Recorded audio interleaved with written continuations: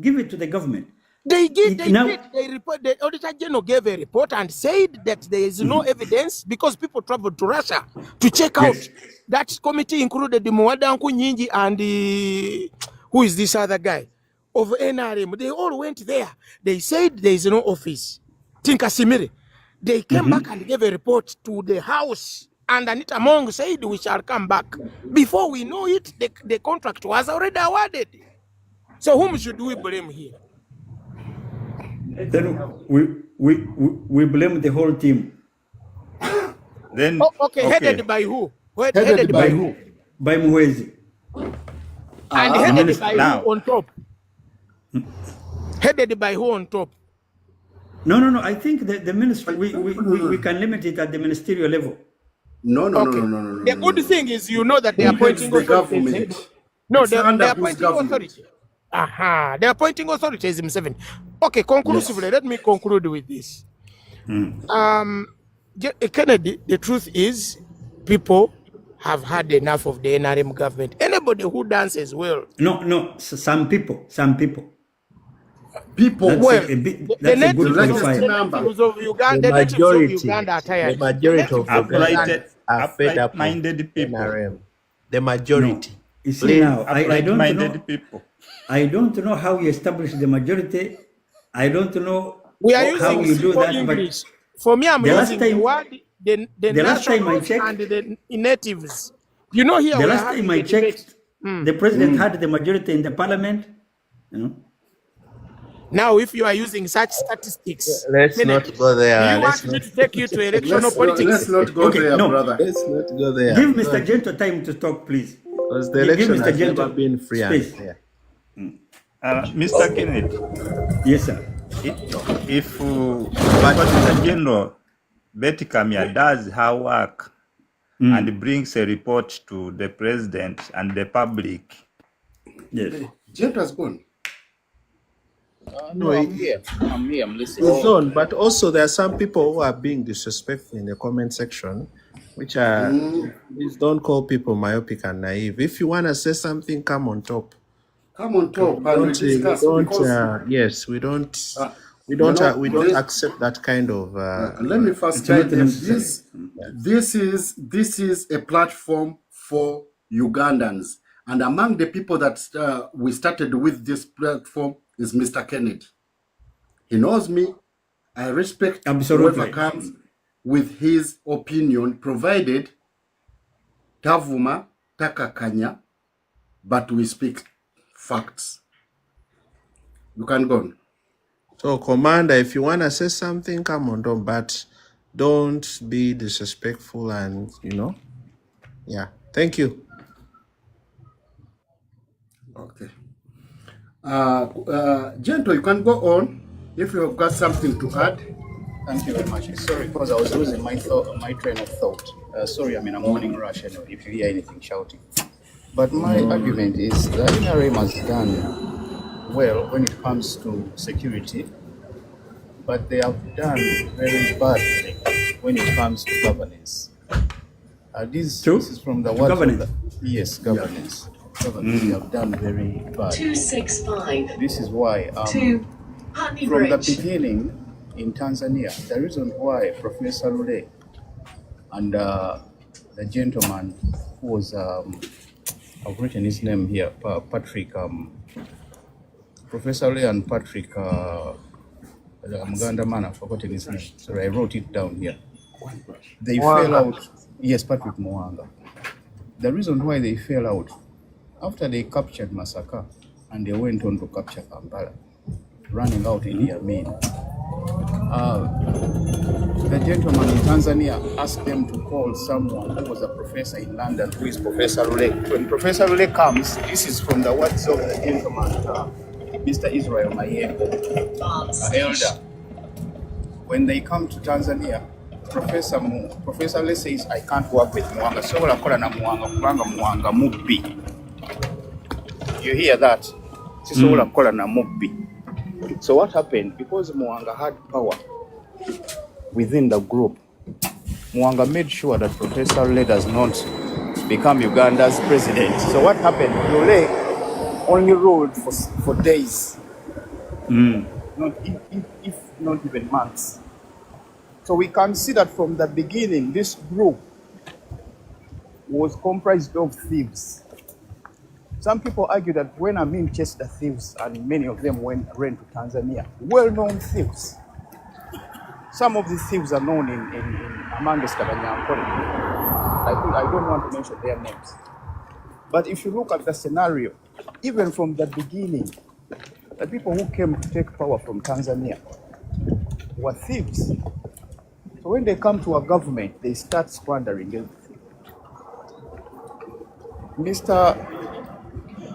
Mr. Amin, $1 trillion shillings is 1,000 million. It's 1,000 billion. A billion is 1,000 million shillings. I don't know if people do understand the magnitude. When someone says 10 trillion is lost a year. A lady came out, she ran to America. She used to be a minister some years ago. She's on YouTube as well. She came out and she showed how the government was squandering $5 million per month. This is not propaganda.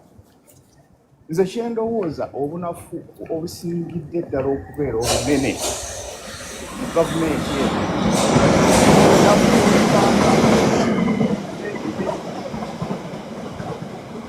Gentle, allow me to mute you because of your background. Are you okay now? It's okay now, yeah. Sorry, as I told you, I'm in a morning rush. So, yes, please, yes, that's it. My argument is the government has failed when it comes to monetary. They have totally and completely failed. And what we are thinking, they are trying to do what the Kenyan politicians did. They squandered all the wealth from the Kenyans, and now they are using that wealth to stay in power. Yes. And which is extremely detrimental and dangerous for a country like Uganda, because already Uganda is owned.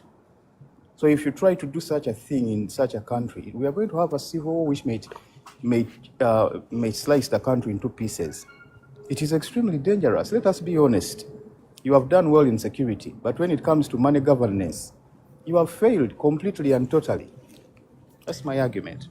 No, Mr. Gentle, if I can say something short, briefly about that, you see, my fellow Ugandans, this is my opinion. This is my thinking. I could be wrong, but I know I'm right. What happens is that we are writing Uganda with a full stop. And my conviction is very simple. We are in a growing society where the majority of our people have done these things for the first time. Okay? Now, when we encounter these problems as we see them, be it corruption, be it bad management of offices, be it careless, or all who have traveled in the West has captured its campus. And they didn't arrive by accident. They went through hardships as well. They killed each other. They had that phase. They fought wars. They went through their space, their time. And they got to a point where they figured what is important and what is critical. That's why, for example, including penalties that come with bad manners.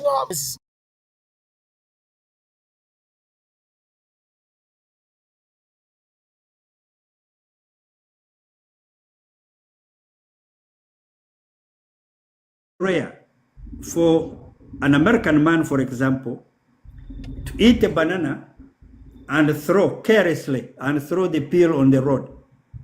It hardly happens. Now I'm going so low that way, so you understand that there are things that we learn as societies. But literacy levels also matter. He has been educated with badness. Wait.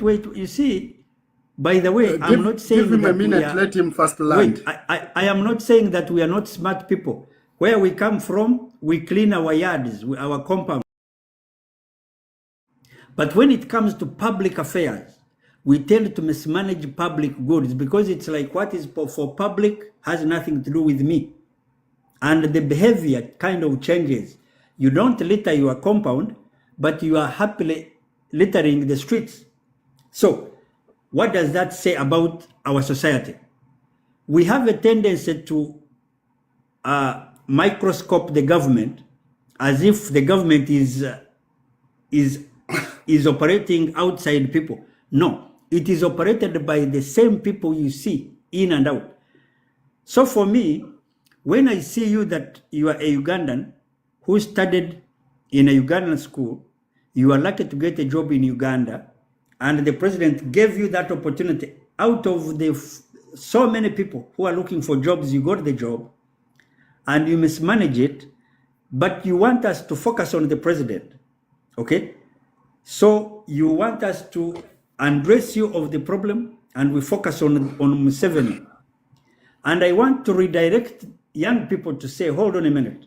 If Mr. Idi Amin saw in the face of the world and said, I uphold, to take care of this office, okay, and you're holding your Bible, you are taking on the office. Now, if you commit all the bad manners in that office, then we should redirect the attention to the president. Okay? Now, the president is picking from the pool. Okay? Just a second.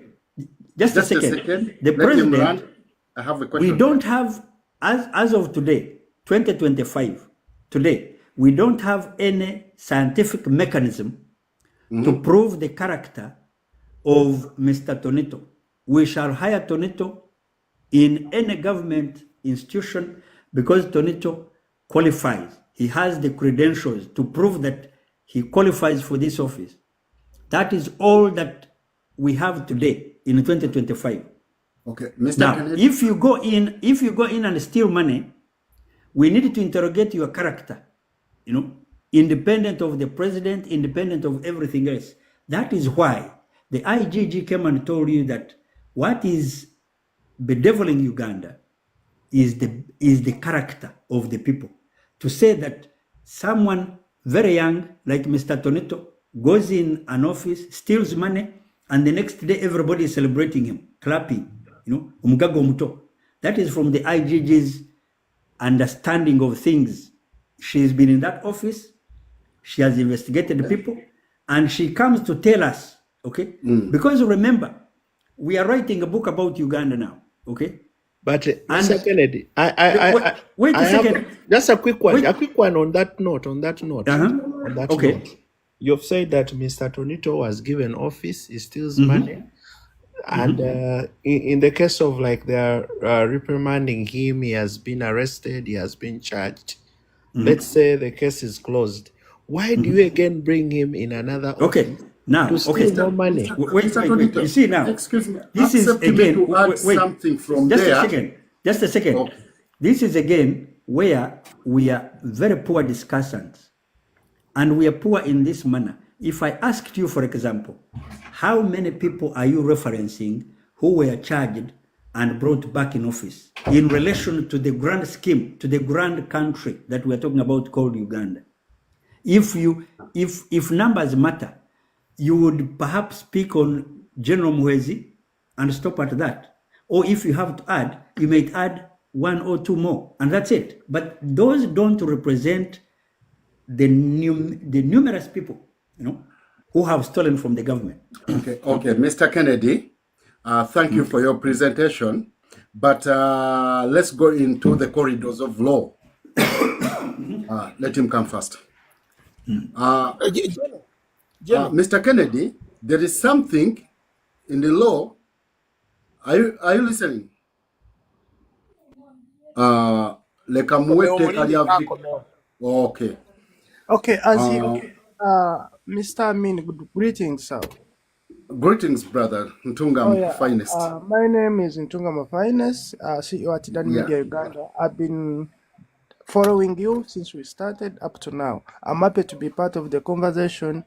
I would like to thank everyone who is taking action in this matter. Still, I'm with you. Thank you. Oh, thank you. You're welcome, brother. So, I would like Mr. Kennedy to come and try to explain to me in the corridors of law there is something we call vicarious liability, and I'm bringing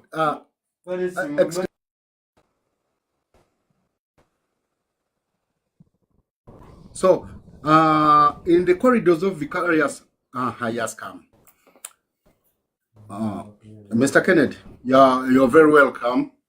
Welcome back. So you've explained very well about General Museveni, and you're trying to say that General Museveni si alina omusango ku bubbi bwonna obugenda mu gavumenti. Nze nyimirirawo ne ngamba yalina omusango. Why? Nga nyimiriddewo ku tteeka lye bayita vicarious liability. Oba vicarious non-liability.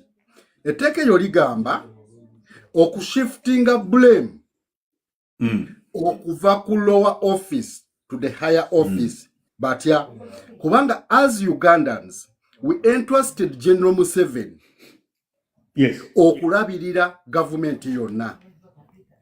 Yalina okuteekawo ba human resource, bebalina okufiltratinga baani be bajja mu government to run the government softly oba swiftly. Kati ku musango ogwo, for example, under his leadership, we wajjayo omuntu yenna akolera under ye, oyo omuntu ze sina right kumunenya. Lwaki? Nze nenya oli gwe nawo ovunaanizibwa. The person of the president alina okulabirira all the institutions of government. Ng'alina okakasa ekisookera ddala recruitinga genuine people through scrutiny, baba scrutinizinga bulungi nnyo n'amuwa office. Kati oba si gumu si ebiri si esatu ng'abantu batuweereza babba ssente z'omusolo, nze nzijawo amaanyi agamunenya nenema kunenya oyo gwe nawa obuyinza oba office esingayo mu mateeka ye gwe tulina okunenya. Ye yalina okugyayo ssente zo kuba ye bwali buvunaanyizibwa bwe kukakasa mbu ateekayo omuntu omutuufu. Kati w'omugyako omusango mwe mumukyamya. Sister, can I add something about that? Yes, Oh sir. yeah. Okay, thank you so much, Mr. Moderator. Greetings, Papa Kennedy. Good morning. Hello. Yes, this is your finest boy. So, Mr. Kennedy, what I'm adding about that, or what I'm saying about that question that you're guiding to Mr. Kennedy, for instance, let's look about, now before you even choose President Museveni, for choosing people of wicked hearts in them offices to do collapse or anything, regardless to unwilling of the citizens. But take for instance, you have a family whereby you have produced more than like 5 children. They will not deliver all what you wish. Get? So Uganda is very large. For instance, you go to Arua, you go to Koboko. President Museveni will don't know what will have a match to choose someone or to direct someone. It is we know all leadership comes from God. You understand? So No. Why not? Change that statement. Change that religious statement. Religion is scam. Talk about reality. But I'm speaking reality. With religion, it's not a reality. Surely. No, Mr. Eddie, leave him with his reality. Reality is relative. Go with your reality, brother. Yes. Okay. So if you choose someone, you mean like when you direct someone, you will not know, because for president is always in set house, or maybe if you get time you pass via where it's necessary. These people, I'm agreeing with you to choose people who are not getting or are not delivering what he wish. And Who are then not corrupt. who are not corrupt. So let's blame him for that. Because there are some people who have done good and some have disappointed him. Ntunga mu finest. Yes, sir. If Yes, it sir. was once, twice, or thrice, one person, it could be a mistake. 2 people, it can be a vice. Yes. The third one, it turns into a habit. Yes, You sir. accept that? Yes, sir. Thank you very much. And standing by the IGG's report, she openly said, a lot of thieves in the government, whenever we follow them, they hide behind General Museveni. And But the we have same seen. person, listen, the same president stood on a public notes saying, abali b'enguzi bange mubaleke bwe mubalemerako ennyo bwe Yes, sir. mubalemerako ennyo bajja kubba sente bazitwale No, ebweru w'eggwanga. Listen, Mr. Idi. wakiriko wano bazinvestinga mu ggwanga ne bawa abavubuka emirimu. Yes. That means is the master of all thieves babbira ye. Yes, I mean, are you? Mr. Idi, let me say this. He did not say. Okay. Rephrase the statement very well, because Yes. I was Yes. around. No. He did not say Ababibangi. He didn't say that because the Abali truth is b'enguzi Sibabi. bange. Yes. Don't sanitize No, the he word. didn't. He didn't own them. Don't sanitize the word. No. I'm saying it exactly. That's no theft. verbatim. Nga bwe yachogera. Yagamba. Now, you see, let me tell you. Abali b'enguzi bange mubaleke. Mr. Idi. What did he say? Mr. Okay, Idi. rephrase it the way you want. Mr. Idi. I am saying this. Actually, ngenda kwebaka. Wano ziweze sawa musanvu. But this is the point. Then atandise sawa musanvu kati ziri wano I am sawa engaging Kati, I am engaging my friends here. Nabatanjagala mujja kunjagala bwe munantegera mujja kunjagala. Naye ekikuru kiri nti what we are talking about, actually we are talking about Uganda. And Uganda will be here post Museveni. Uganda is not going anywhere. But there is Uganda that is managed by thieves. Yes, from it's day okay. It's okay. You see, let me tell you. Eggwanga lino lyendimu lye bayita America, okay? Mumpulira. Once upon a time, women could not vote, black people could not vote, okay? Listen, abadugavu bwe batandika okukuba akalulu, anti wulira, abadugavu bwe batandika okukuba akalulu, baali babala abadugavu basatu nga babala akalulu kamu, abadugavu basatu kalulu kamu. So that's where they came from. That's their history. Now, we also have our story as a country. Some of the story is not good. You hear people stealing people's money, people stealing drugs, people stealing all that, and it is shameful. But at the same time, it is happening in our time. It bears on us, okay? Not much about Museveni really. It bears on us as people to question, okay, the morality of our society, because of what consequence is it that you are given the benefit of serving people and you rob them. And as Mr. Idi said, not one, not two, not three, not four, but it sounds like a cultural disaster where women have been incorporated in this, the youth, Mr. Kenneth. the elderly. Mr. Kenneth. Just a It's second. the NRM culture. Wait, Mr. just a Kenneth. second. Mr. Kenneth. From the beginning, I think mu kitabo kya Mr. Id, General Museveni yagamba Mr. Id, twamenyanga banka, twamenyanga amalwaliro, Mr. Id, okubba empagala okuwa abantu baffe, twamenyanga banka okwefinansinga. Mr. Id. Don't you think that Yes. Mr. nati Id, kati obubbi babuleeta Idi. mu Uganda? Mr. Idi, No. Mr. Idi, Mr. Idi, Mr. Kennedy, Yes, sir. I think I don't want us to miss the point. The point we are talking about is why we think Museveni is the problem. And I wanted to ask at that point, which I don't want us to start sanitizing, sugarcoating, talk about No.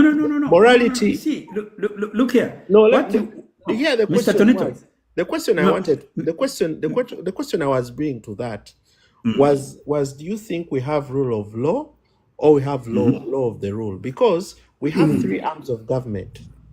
We have three arms of government. We have the legislature, We have the executive that is headed Yes. by the president. We have the judiciary. But Yes. in all democratic processes, we have seen that all these three arms of government, they are not independent. Museveni has ever spoken in threatening judges, threatening the No, this is parliament, not. This is threatening. not unique. This No, is no, not no, no, unique no, to no, no, no. Uganda alone. Mr. Kennedy, Mr. Kennedy, the reason why I'm bringing this, because I want us to speak the truth, honestly. The three arms of government in Uganda are not independent. That's the fact. And they have never been independent anywhere in the world. That's the truth. No, no, no, no. I don't want us to start bringing comparisons. No, you see now. When we look start here. bringing comparisons, Look you can't here. compare Uganda to USA. USA has come a long way. You You cannot. see now. Tonito, Look here. that's why even they signed a bilateral trade agreement with Beijing. Beijing's daily income is almost yekanagana ne budget ya Uganda, because you don't No, move it's more. forward. It's more. It's more. Kati musaininga mutya bilateral trade ne What's wrong with that? They are raping us. Mwe muli comfortable kuba mufuna enguzi ku bali, brother. No. Kati nze ekyokutuula n'omugaga kirumira I speak my truth, he speaks his truth, and Ne musaininga endagaano ey'okugula yes, ebimu mu nju. endagaano which represents my capacity. Naye asayininga ye representing capacity ye. Brother, let me tell you the truth. Mr. Kennedy, Let me tell you the truth. That's how it works. Kati kiringangaza okutuula ne Toyota. Kiringangaza okutuula ne Toyota. Mr. Tonito, Chairman Toyota. let me tell you, Nengamba any katusayininga president, endagaano. Nze nja kuba nkuleeteranga ojja kuba ng'ondeetera ebyokulya ewaka, nange nkuleeteranga ebyokulya ewaka. as Ate long Katonda as no, you see njamusa now, mukene. the question is, kati mbulira bw'oba ogatibwa ne mukyala wo, who is more powerful? Don't you sign an equal agreement? Don't you? Never learn Kati, about the oba marriage omanyi- and no, our but you economic see, status, you are signing. brother. You are signing because you know that you are going to do your part. Naye akole ye, everybody benefits accordingly. That's how it works. But Okay, with okay. Uganda, Mr. what Mr. do we Idi. benefit from China? Mr. Apart Idi. from being plundered. Mr. Idi. Mr. Idi. Eh? Mr. Kennedy. Mr. Kennedy. Yes, sir. Yes, sir. I know me and you, we are actually living in the same. I don't call them countries. I call them systems, because Right. I'm Yeah. in North America. I'm in Canada right now. Okay. This is how I'm So this is how I'm kabiri munya. Exactly. That we're on the Yes. same timeline. So I call them systems because they have systems. Don't you think if we implicate the same systems in our country, won't you Well, think we'll be far much better? Okay.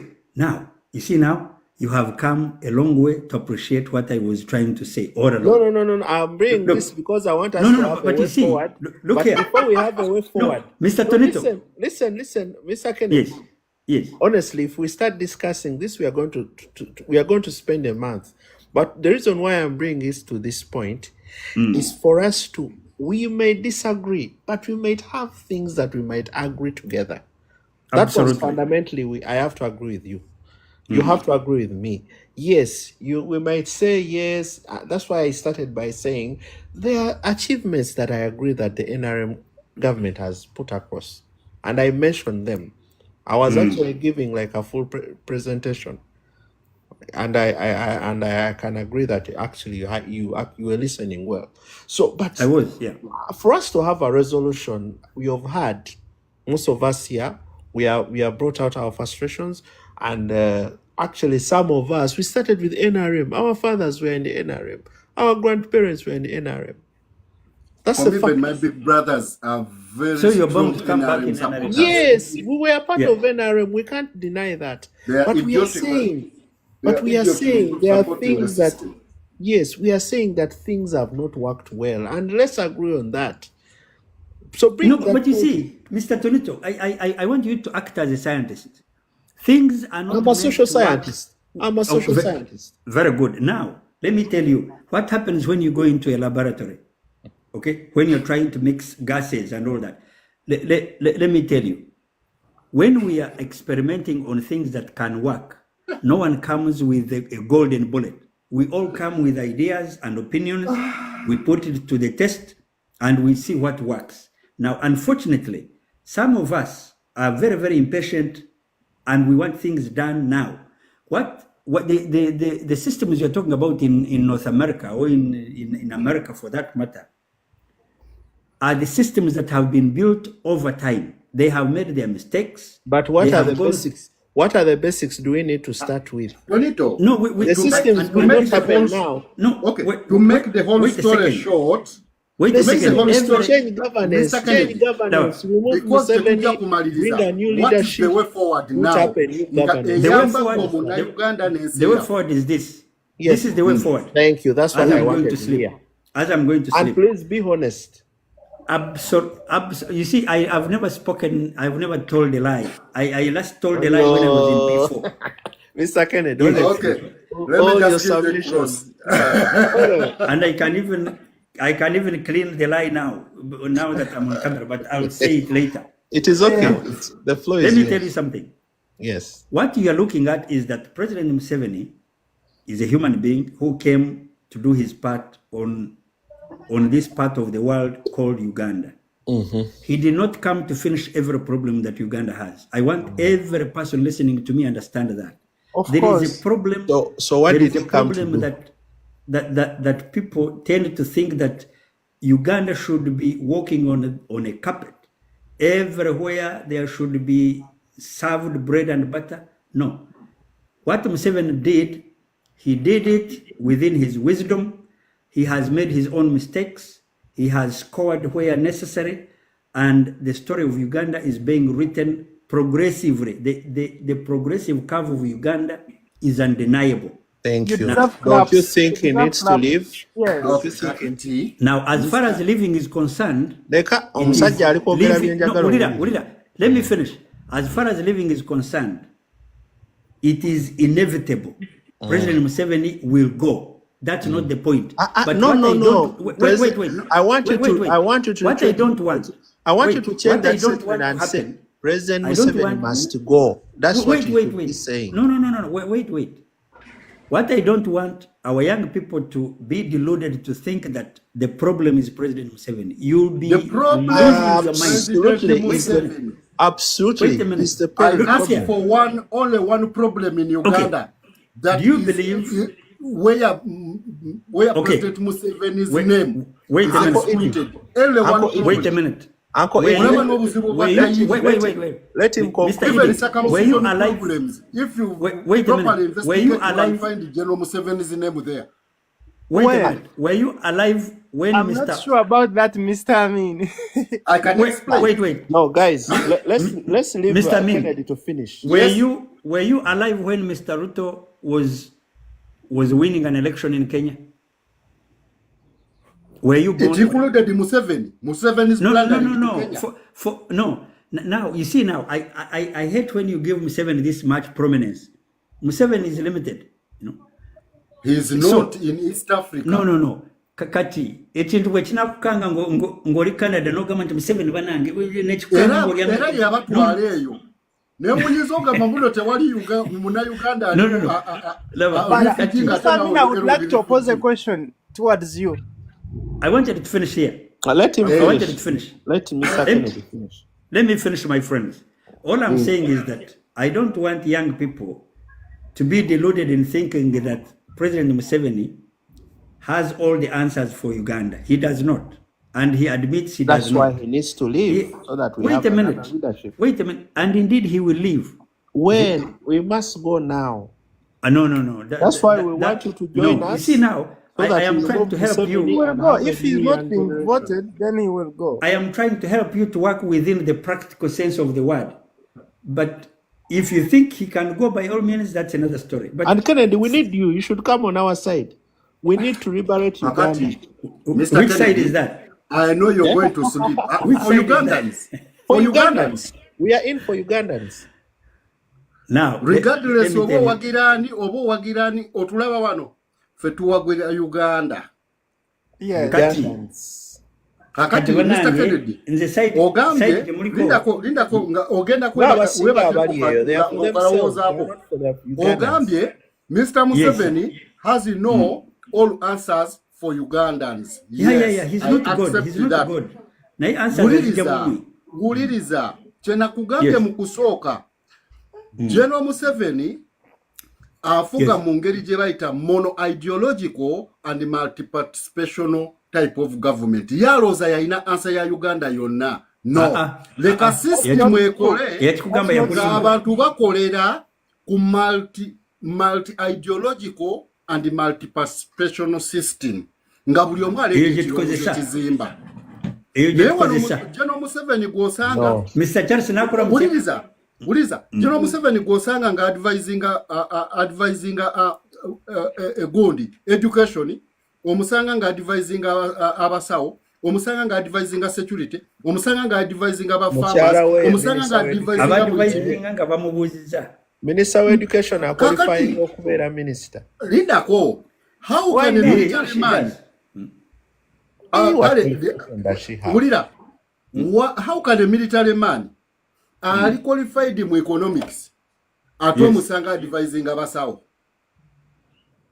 Naye ababuulira kyalowooza he gives That's his opinion. idiocy. Oyo No, taba no. leader. It's not. Leka abalala abali well qualified mu eyo area boba advising eyo. Gwe mulimu gwo gwa kulaba bitambula bulungi. No, kati Huyo yatandise ku advising abamatafaali. Ekyo genda musanga nga ali ku kasulubana abakwata kasulubana. They are all Ugandans. Mr. Idi. They are all Ugandans. He has to advise. Yali atambulira waggulu mu Kati ba presidential advisor ayagala kati akaliro k'Abannayuganda kamutute mu kirombe kyamusanga n'akatiba. Ng'akuba mataffaali abeeka. You think it's right? You have presidential advisors, but you end up the one advising them. What's Wakati wuno yatuusa kulekulawo n'ettaapu. No. How can a president I'm now very disappointed in you. If you can How can a actually president go and sanitize that honestly. No. How can a president go and nakozesa billion namba genda kulambula mbizi biri? Is it normal? No, that's not true. That's not true. The guy went to Luwero and a project of Nalambula over mbizi 40 biri nga tezibirira nako. It was all over on the news. Nayonona billion namba genda kutema to. Let me tell you, oyo mukyalo oyo ate oyo mukyala nja kumugamba bakyawe wembezize oyo mukyala Yenda yakaina muzenyi na waffe bizinemu. byakoze abikoze. I swear. Nze njogera facts. Byakoze abikoze. Ebiganye byonna tesobola bikolera mu 5 years. Alekere ensi. No. You see, that is even it starts as a wrong. It's a wrong allegation to allege that he was supposed to do everything in 5. No, nobody said that. Nothing ambye. Byakoze abikoze. President Museveni. Teri kyayinza kumaliriza within 5 years. Kati President Museveni wabeera taata omutegese ekyapa ky'ekyenju. Who told you that Uganda is finishing? Ani akugamba nti Uganda General Museveni wabeera taatawo. General Idi.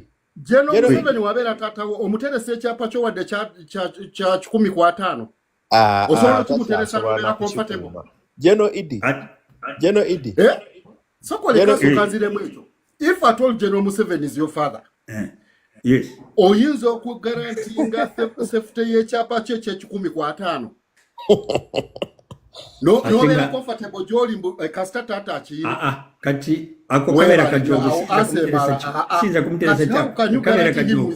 Asa agizeemu. Kakati asa agizeemu. Much respect, brother. Lastly, sada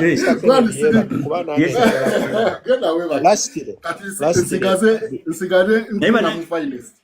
Abantu bano ababadde batuwuliza bwe mba njogera ebikunyiiza onsonyiwe.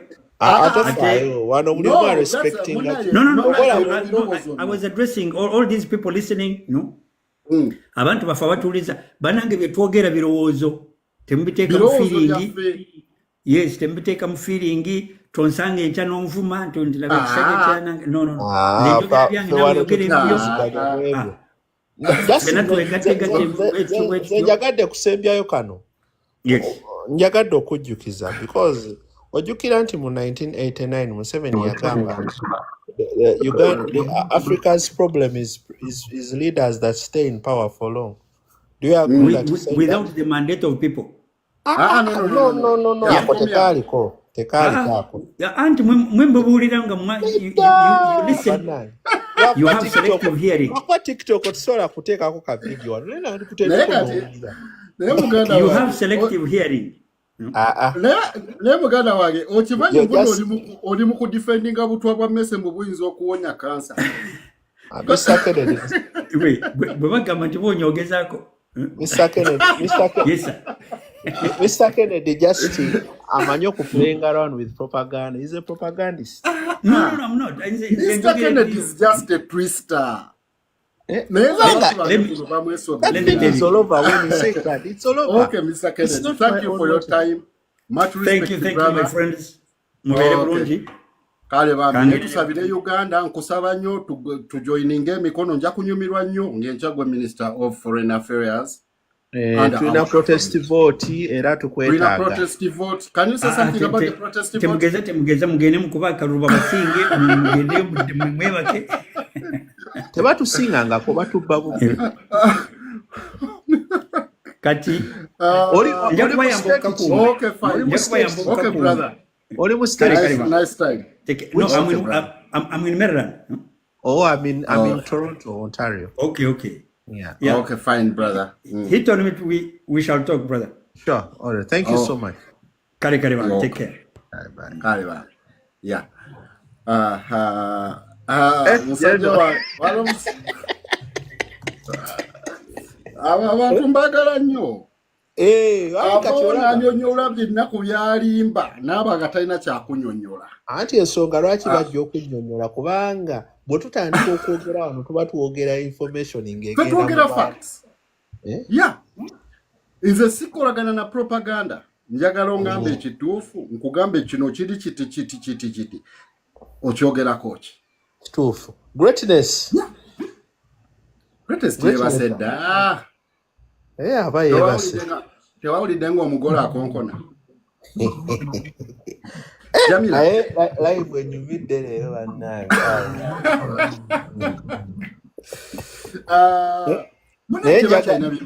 Njagala oleeteyo politician omu abo basemujjwa abo benjagala abo. Okay. Singa ofunayo olunaku n'obaleeta ku pano n'oteekako abantu nga babiri n'ofunayo n'aba NRM babiri awo. Ojjawulira protest vote. Mu mazima abasajja abantu tebakyalina kye bagamba ggwanga. Let's accept. Omusajja obwedda atusinga ebigambo ate nga ebintu biri evident mubuuzizaako akasembayo kennyini ne video weeziri baddamu ne bamukola ne interview wano Muzeyi Kimbo obedda ali wano Mukama Katonda. Muzeyi Kimbo nkusaba kunsonyiwa. Naye omusajja obwedda atwistinga ebigambo ekibuuzo ky'omugole tumuzaayo atandika kuwa history. Omanyi we nali ntandika live zino I could invite them. Naye nga batya okujjako ne mbagamba bulungi nnyo. Bw'obeera owa NRM oba oli wa NUP nga wano ojja kuvuma. Tojja. Kubanga njagala tudiscussing nga ffenna tuli Bannayuganda. Tomulabye abadde avuma mu comment section ne muweera otazzeemu. Oyo Hawake, assalamu alaikum. Oyo mwana yali waffe ku kyalo eyo. Nga naye akola mirimu gya. Woba oluzinze empisa. Hawake sikuteekangako wano. Okay. Muzeyi Kimbo nsansa okulaba muganda wange. Nange nsansa okulaba mbadde mpuliriza mukulu Kennedy eyo. Ntera omulaba naye nze anjigiriza ekintu kimu. Omanyi ebintu bino ebyobufuzi oba ebyobukulembeze engeri omuntu gy'asobola okulabamu ebintu tubeera ne factors ezitu influencing engeri kitwalabamu ebintu. Mutinga Jamila. Nti ogenda n'olaba omwami kati ng'oyo Kennedy musajja muyivu ali mu nsi eziri developed naye still gaalubindi z'ayambala ng'atunuulira ebyobufuzi by'e Uganda ziri far away from byandibadde asobola okulaba oba omuntu byamulowoozaamu okulaba. Ali open ku different research sources zasobola okujjako information. Nze mbadde njagala muteeka ku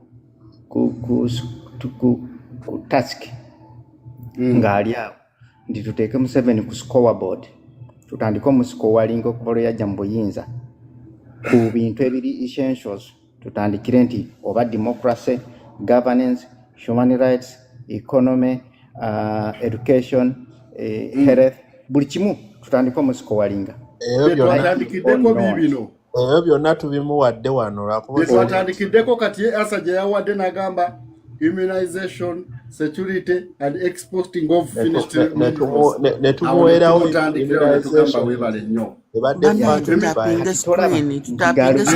ali mu fixation nti yagalagaana ne bw'omulaga asigala tasobola kukiraba. Temwerabira kutapinga kuba ffe wano twatuddewo okuva ssaawa 7 n'ekitundu ssaawa 7 n'eddakiika ngaali. Amaaso gakulabika. Neyandiza nange okubabuuzaako but mwebale kuweereza kye tusinga okwagala ensi yaffe.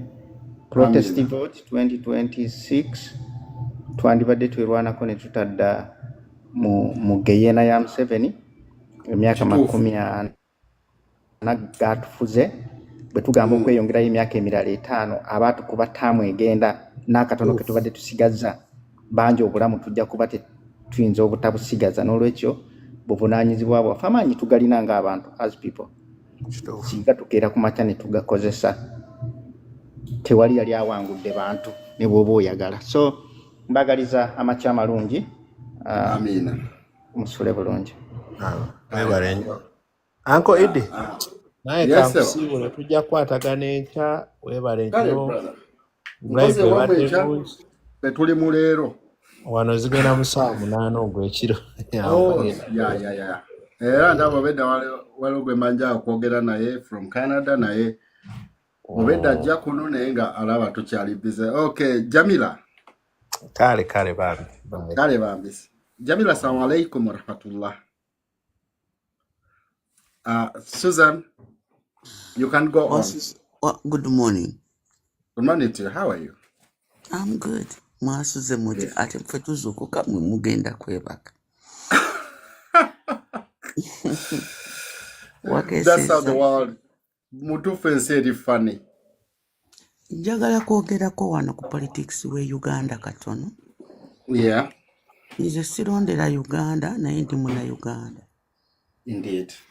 Ate tekinji siri Muganda kale Uganda is not good. Tekinzijjaako okulaba nga ndaba ensobi oba ekirungi ensi yange kyekoze n'ekyenyumirizaamu. Bwe tuba twegendereza nnyo ku politics we Uganda tewali muntu reasoninga ng'atuwaayo future. All of us we in the past. Indeed. Bw'obanga olina omukyala ssebo kandeetebwe nti gwe wali oyagadde mwawukana naye ate bw'ofuna omukyala omulala n'obeera nga buli ssaawa omuzza mabega oli namuguliranga bizigo oli namuguliranga perfume.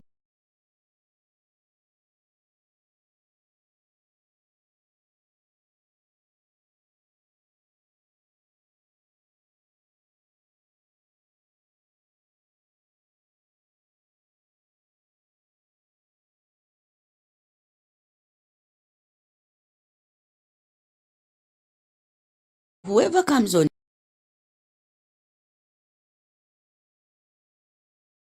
this, you know, the whole world is moving every minute. Ensi egenda ku kintu ekirala. Bwe tunajja wano ndeete, my dad is 84, is approaching 85. Bwe najja wano ne bagamba nti mu myaka gy'edda muzeeyi yakolanga bw'ati takyasobola bikola right now. Muzeeyi alina okuwumula, even n'omuzungu gwe tubulaba yateekako retirement age limit. Yeah. N'amanya nti obwongo bwa mwami Amini bujja kukola kuva ku stage eno butuuke ku stage eno bwetaaga kuwumuza n'abeera nga advisor akubuulira by'olina okukola.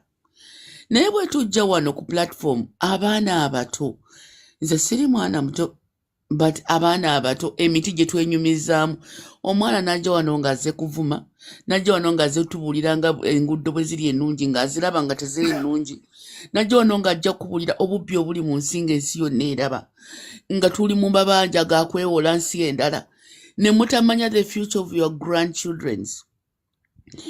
Nze sebo siwangalira Uganda tesisuubira kuddayo kubanga to be honest the way the Uganda is heading nebaza mukama n'abazzukulu bange bangereza nja kuba n'abazzukulu bangereza n'abazzukulu bakubiri nga bangereza okiwulira.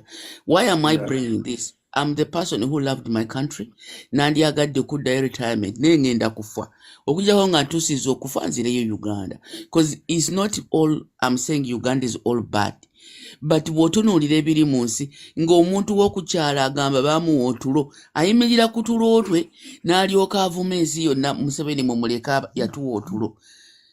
Bannange, let me ask this question.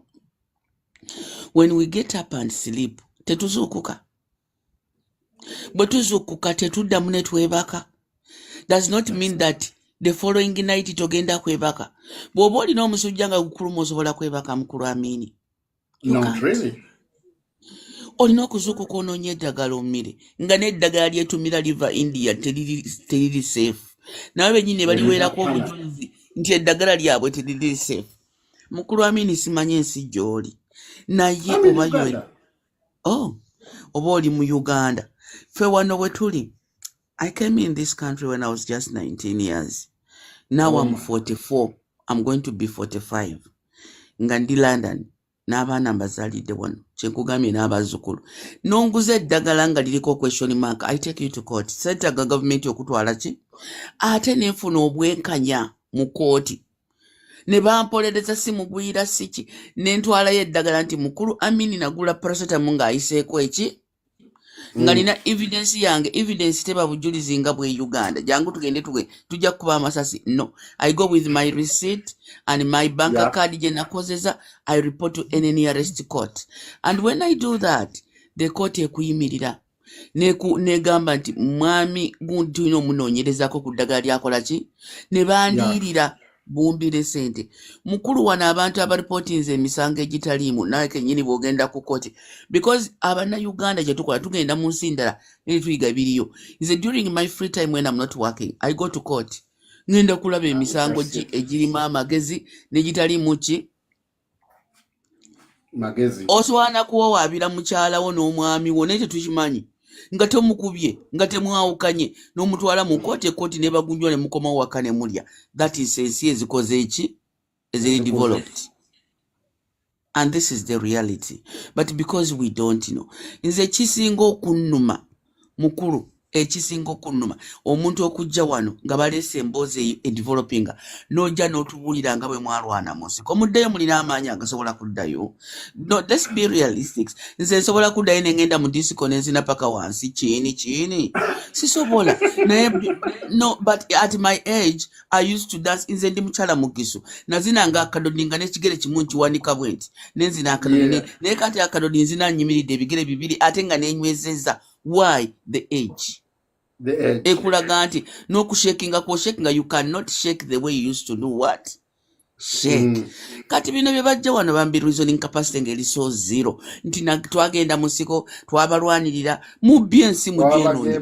Education system is dead. Mwalwanirira kuta. You have killed everything. You have killed everything. Education system, let me tell you. Tosobola kunga nti okyuse education system ya Uganda gye twasomerako ffe. Ogikyuse eberenge y'Abangereza ate working out. Nga Abangereza bagibuildinga from the scratch gye babaddeko obulamu bwabwe bwonna. They cannot change into Ugandan ones. Tosobola kufuna a Minister of Education nga teyasoma. Nga ng'okulembera basomesa. Olinga ogamba Museveni nti gw'ojja otukulembera ffe abatanula tubeere mabegawo. Kati omuzibe bwagwa mu kinnya mwabaddirira mugwa mu ki? Let's face the reality here. Size kwogera bubi abaana abavuma wano lwaki bw'oba nga totegeera nsi bw'etambudde lwaki tojja n'owulirizaako n'olaba ensi bw'etambudde than coming here to abuse. Mukulu ono nsonyiwa ntutte time yo. No, it's not taking time. Let me tell you, Madam Susan. I really appreciate the time you've given out. In the platform nagikolanga, it's for obanjite like intellectual cross-pollination. Era wano etteeka lyange erisooka beera ne idea yo oba owagira NRM oba owagira UPC oba owagira ki naye kyangu ku platform tudiscussinge nga tewali ayisa mu munne maaso manyi waliyo point we tujja okukwatagana we tuba tuzimbira towards the betterment of Uganda. Segera era nze ntandika wano program I can spend like 5 hours naye nga soogedde ku NUP soogedde ku ki wabula nga nfa nnyo okulaba nga strategy ki gye tulina eri Uganda, strategy ki gye tuyinza okwenunuliramu. Ntera nnyo bagamba regardless oba owagira omuntu ki oba owagira muntu ki naye tunula olabe ddala ddala ani alina ekizibu mu nsi omuntu gwe tuwagira naye tuli mulabamu ebikyamu n'omulala ajja tuli mulabamu ebikyamu naye ng'emiti emito mwe muba temukyusiza Uganda and you think Uganda will change. Omuntu ajja atya mu system n'abagamba nti ensi ebanjibwa buwumbi n'obuwumbi kwega n'abazzukulu baakubiri tebajja busobola kukola ki weewola otya sente ensi endala n'oteeka Uganda mu bbanja eritagenda kubeera mu myaka 10 nga limaze okusasula mwe abaana abato ne mulyoka mujja wano ne mwogera nga bwe mulina otulo nga bwe mulina ki nga bwe omuntu okwata otya sente ensi kati kanjogere kino ndyoka enveeko ssebo Mr. Amin ensi gy'okoleredde ebirungi yeeyogerera lwaki gwe ate ogula abaana abato okujja okuvuma abantu nakwogera by'okoze weebale nnyo nze bwe nkeera ku makya ne nkugulira essaati ne ngikuweereza mwami Amin from London gw'olina okujambala omuntu n'akubuuza Susan sent me this isn't it eyo action nti omuntu alabye ekyoyamba nagamba Mr. Amin essaati wajambadde yavuddewa n'ogamba this shirt yavuddewa Susan kati omuntu aba alaba action kati gw'ovaayo otya n'ogamba nti ensi eri mu mabanja agatagenda tumaliza myaka 10 nga tetugamalaayo omwana omuto agenda okuzaala ne bamuwa emitwalo 10 n'agenda ku street n'agamba kanvume Bob Wine kanvume simanyi tiimu gundi n'avuma nga tamanyi future y'abazzukulu be nti n'ensi gy'avumiramu bagibanje basobola gitwala naye ne bamutwaliramu China nga bagiguze. Right now we are not in Uganda by the way. Right now Uganda bagigula dda batubanja kuba we bajja nagamba tubatwala tugenda Uganda n'abajjajja baffe n'entaana zonna zikola ki? They are not saying that. They are saying bino ebintu bya waggulu tulo, they are saying kuvuma. Omusajja akooye, tetwogera mu kibi. Musajja yalwana naye akooye. Abeereko bannaye obwongo buno bukoowa ne bw'okola otya obwongo bukoowa. You cannot cheat nature. Kino nkubuulira mazima. Nature is nature. Kati gw'olaba abasajja abana abato nsigenda kuwemula naye njogera mazima.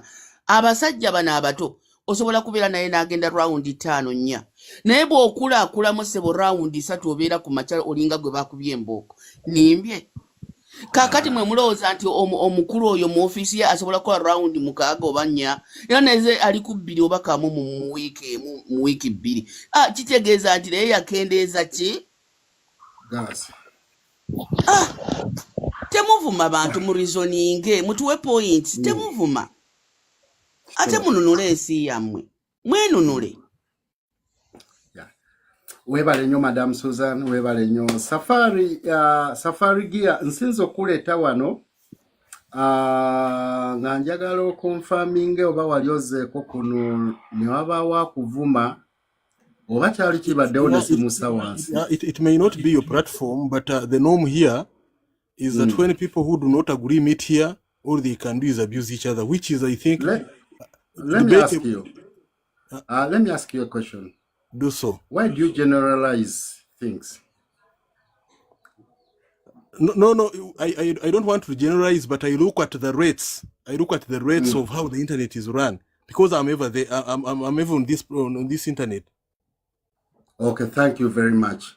I am not directing this to your page. Okay, thank you very much. But let me tell you who started that. If you're bold enough, you can identify who started that vice. Before Full Figure, was so abusive. If you didn't know, even our president put him down and talked to him, Mr. Bobi Wine. Era we bali bagaba positions at first, bagano muwa ekifo kyonna. Like mu bano ba mobilizers b'oku byalo. Meeting yali magere ne bagano muwa we bamubuuza ne bakasokotereza empisa. Yali avuma nnyo. All the NRM did, bamutwala olw'okuvuma, okuwemula, n'okukola ki, eno bagano muwa n'ekifo kyonna, even at the lowest office. Ye bamutwala eri ne bamufuula presidential advisor, ne bamuwa ssente, ne bamuwa aba bodyguard, ne bamuza ku musaala, ne bamuwa ne TV kwakolera. What do you expect from omwana asomye abona talina mulimu oloza mu bwongo bwe? The government temu creatingira mumbuno solution kuvuma kuwemula. Can you answer me that? I want to come to that. I want to tell you that in this multi-party dispensation, where we are still on a rough road for democracy, I'm not here to speak for the NRM. I'm here to listen to me. I was just trying to show you. Yeah, I understand. I understand on internet. Listen to me. When the parties come, our duty, I've had this Madame Susan trying to explain to Ugandans to wake up and find a reason to say that this government has put our country at ransom. I want the opposition to go around saying so, awakening Ugandans. They do not. They stop looking at Museveni as a demigod. They look at Uganda as bigger than Bobi Wine, as bigger than Museveni. And I want to tell you, Madame Susan, that our people are seated in the villages waiting to vote for Museveni, sheepishly, as I've said. The reason is, listen to me, the reason is, instead of the alternative government awakening the people of Uganda, they have chosen abuse. If you come here, you don't support them, this is Mbega, this is Munyarwanda, that's what they are pushing. And I want to tell you that much as Museveni may be tired, let me conclude.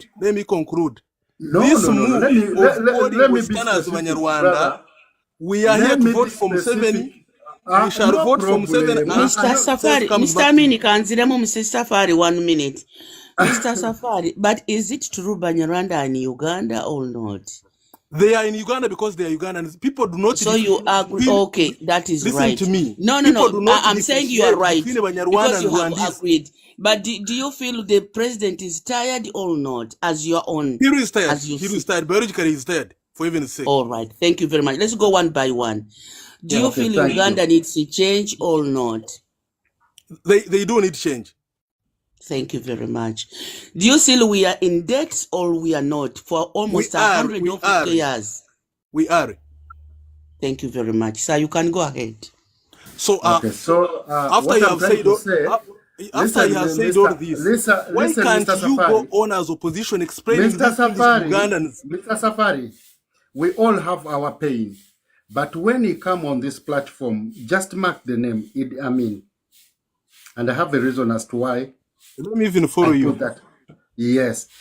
I always entertain people who cannot use emotions, but they can use their intellect and discuss issues. Kubanga, nafe batuvuma nnyo. Olira, neze, toina chonzi jako ngonvumi. Yes, I'm from the north. Nebaza Katonda. I'm linguistic, I can speak more languages. So, naye nze nali katika nkubulira how low it is. Nali ngenda kwesimbawo. Some people started tribal settlements.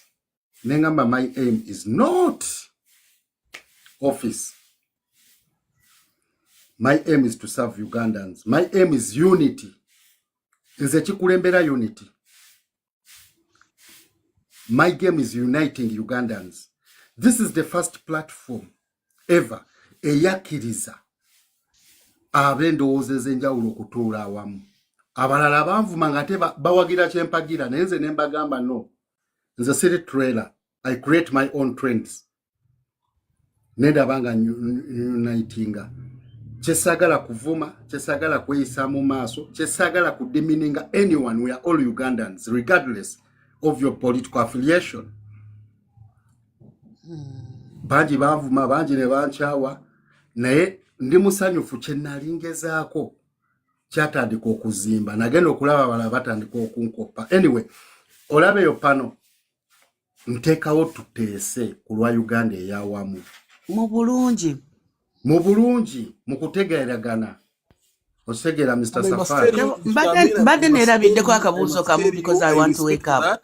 Mbadde njagala kubuuzaako omwami Safari kabuuzo kamu. Mwami Safari, Banyarwanda Bannayuganda bameka abasobola okuganza mu Rwanda as Rwandanese nga bwe bali e Uganda ne balonda? How many Ugandans can cross to Rwanda and be welcomed as you people you are? You let me educate you this. No, I'm just asking a simple question, my brother. I am how going many to educate Ugandans, you this no, before be I honest answer you and be open on this. How many Ugandans can be welcomed in Rwanda the way you people in Rwanda you are in Uganda? Listen to me. Per the question, it seems you do not differentiate between Rwandese as Rwanda nationals and Banyarwanda as a tribe. Banyarwanda... Go on. As a tribe, Banyarwanda as a tribe are floating all over Africa, not specifically Uganda. We have Banyarwanda living in Congo. We have Banyarwanda living in Tanzania. We have Banyarwanda who are Ugandans. That one you should understand. Is there any tribe in Rwanda you called go to the Banyarwanda? national parliament. You go to the national is there parliament. any tribe in exactly that's what was going to bring it Is out. there any Listen tribe to in me. Are you Listen trying to to me. tell us that Banyarwanda are also a tribe which can move all over and they are allowed to do Exactly, anything? they are. Go to They the are Listen national allowed to to me. do parliament. anything in another country. They can go to According to In Nigeria, the they can go tribes to of according to Uganda, my if you go to the knowledge, parliament, Banyarwanda let's are first there. listen. So let's first go through on that. I know people who lives in Rwanda, they are Hutus. They are Bahutu. Rwanda has three tribes. Thank you. Hutus, Hutu, Tutsi, and Batwa. Tutsi, And Batwa. and Batwa. Yes. They are all together in a country called Rwanda. Yes. They are all together in the country called Rwanda. Yes. So you want to tell me a country has the liberty to move all over Africa? No, listen. As Banyarwanda, the word Let me Banyarwanda explain. means the citizens of Rwanda. Do you know that we have Maasai in Tanzania and Kenya? Do you believe they so? are Maasai. They are Maasai. They are not Tanzanians in Kenya or Kenyans in Tanzania. So what I'm trying to say, understand, Banyarwanda is a tribe. Rwandese is a national. Banyarwanda is not in English. Rwandese is in English. Listen to me. Banyarwanda are all over Africa. Likewise, but Maasai are in This is Kenya a and confusion. Tanzania. Mr. Amini, this is a real confusion element I'm seeing here in chemistry. You see that? Yeah. This is, I'm so sorry to bring it like that. Because the way you are confusing people now, you cannot tell me that we have Bagisu in Kenya, we have Bagisu in Uganda. Let me bring it like that. You cannot tell me that a Do you know Mugisu that we have Somalis in Kenya and Somalis in Somalia? Why can't you give me one chance to explain this, please? Bagisu who are located in Kenya, they are settled in Kenya as Kenyanese. They cannot come to Uganda and claim we are free to come to Uganda and vote. And likewise, You understand? no Rwandan national can come to Uganda to claim for citizenship. Only no Rwandan national. But my come to question Uganda was to claim very citizenship. simple, sir. Can you give me a chance? My question that can Ugandans or Kenyans or Tanzanians be welcomed in the Rwanda the way you people you want to set in other people's country and be welcomed? That's my question. There is My no simple Rwandan national who question. even wants to come and It's stay in just Uganda. a simple There is no question. Rwandan Can a national who Kenyan wants also to. locate in Rwanda and start voting no. and welcomed the way you Rwandans you want to settle Mr. in Safari. Rwanda? If you do not differentiate between Rwandese and Banyarwanda, then you will never. You are never not answering the question here. It's a very simple question. Mr. Safari, wacha nikwambie hivyo. Maybe let me change the language. You understand Swahili? A bit. Okay. Oravuga Oba Swahili. ategeera Luganda tumugere mu Luganda. Mu So Luganda let's nange do like sirumanyi this. bulungi siri Muganda. Let's speak English. Okay, let's speak English. As simple as that. Let's speak English. Let's go slowly. Yes. There are 3 tribes in Rwanda. They are Hutus, Tutsi, and Twa. Yeah, but not Twa. But this is the language. I studied history. Even I if know you very did, well. they are called Batwa, they are not Twa. No, Batwa is in naye Rwanda. ng'okimanyi gwe mikulu amini okimanyi nga tewali tribe eyitibwa Banyarwanda. Banyarwanda is like Uganda, is Bannayuganda. Banyarwanda, kakati. It's like Banyarwanda Banakenya. Ono omusajja playing a game. It's just No, playing. Susan, can you say the same on Masai of Kenya and Tanzania? Can you say the same? Katugende mpola. Batwa is a tribe in Rwanda as a country. Tutsi is a tribe in Rwanda as a country. Kati Hutu is Banyarwanda a tribe in baliwa. Rwanda as a country. Among these tribes, which tribe exactly is in Uganda? So let me explain that for you. How did the Banyarwanda come about? I know everything through Listen, the. let me We don't explain want that to to go the to people. Banyarwanda now. We are Let going me back our explain want that to to go the there. people. We don't want to go there. explain We that to just the want people to that- Mr. understand. Safari, We Mr. just Safari. want answers from you. Obuzibu Civil War, the problem is not yours. The problem is not mine. The problem is with some people who wrote that tribe wrongly in the Ugandan constitution. Let's go like this. If someone tells me, even the Banyarwanda are citizens in Uganda, Yes. And Logically, Ugandans can't be citizens in Rwanda. And you think that is right. Is that logically, right? Susan, you are are confusing he has nationals carried with the the whole tribe. country, and legalized it in another country. If they could say there are some Hutu, particularly Hutu from Uganda coming from this district, there are some Tutsi from Like Uganda. They Bagisu. originate from this Bagisu from district. Kenya and Bagisu from Uganda. That is a tribe.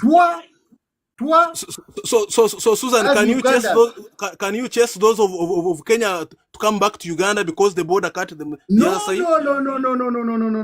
Let me dear. educate you something. Yeah? Let me educate you something, brother. There are some Rwandese who ran away from Rwanda very early, Long time. long time Before even colonial rule. before 19. Is it 23 is 1923. They came as early as 1922 when the colonial demarcation, the imaginary borders, political borders were created. Those who were found in Uganda, Those they are were Kashumbas. registered, they were gazetted as Ugandans. So Thank you so much. those are the people ababera ku border, they don't speak Ruchiga, babaita bagundi bano. Bafumbira. Bafumbira. They are Rwandese.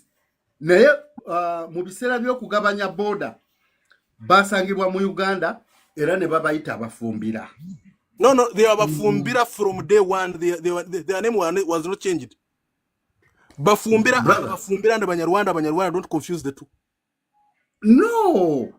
Never call them The group Bafumbira which calls itself the Banyarwanda in Uganda, bebano abaja after 1923 ne bafuna mu Uganda abasinga badduka civil war eyali ey'obwakabaka bw'e Rwanda n'abalala badduka ebiseera ebya 1994 genocide.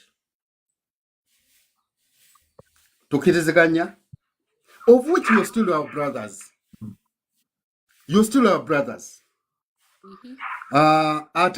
We respect it.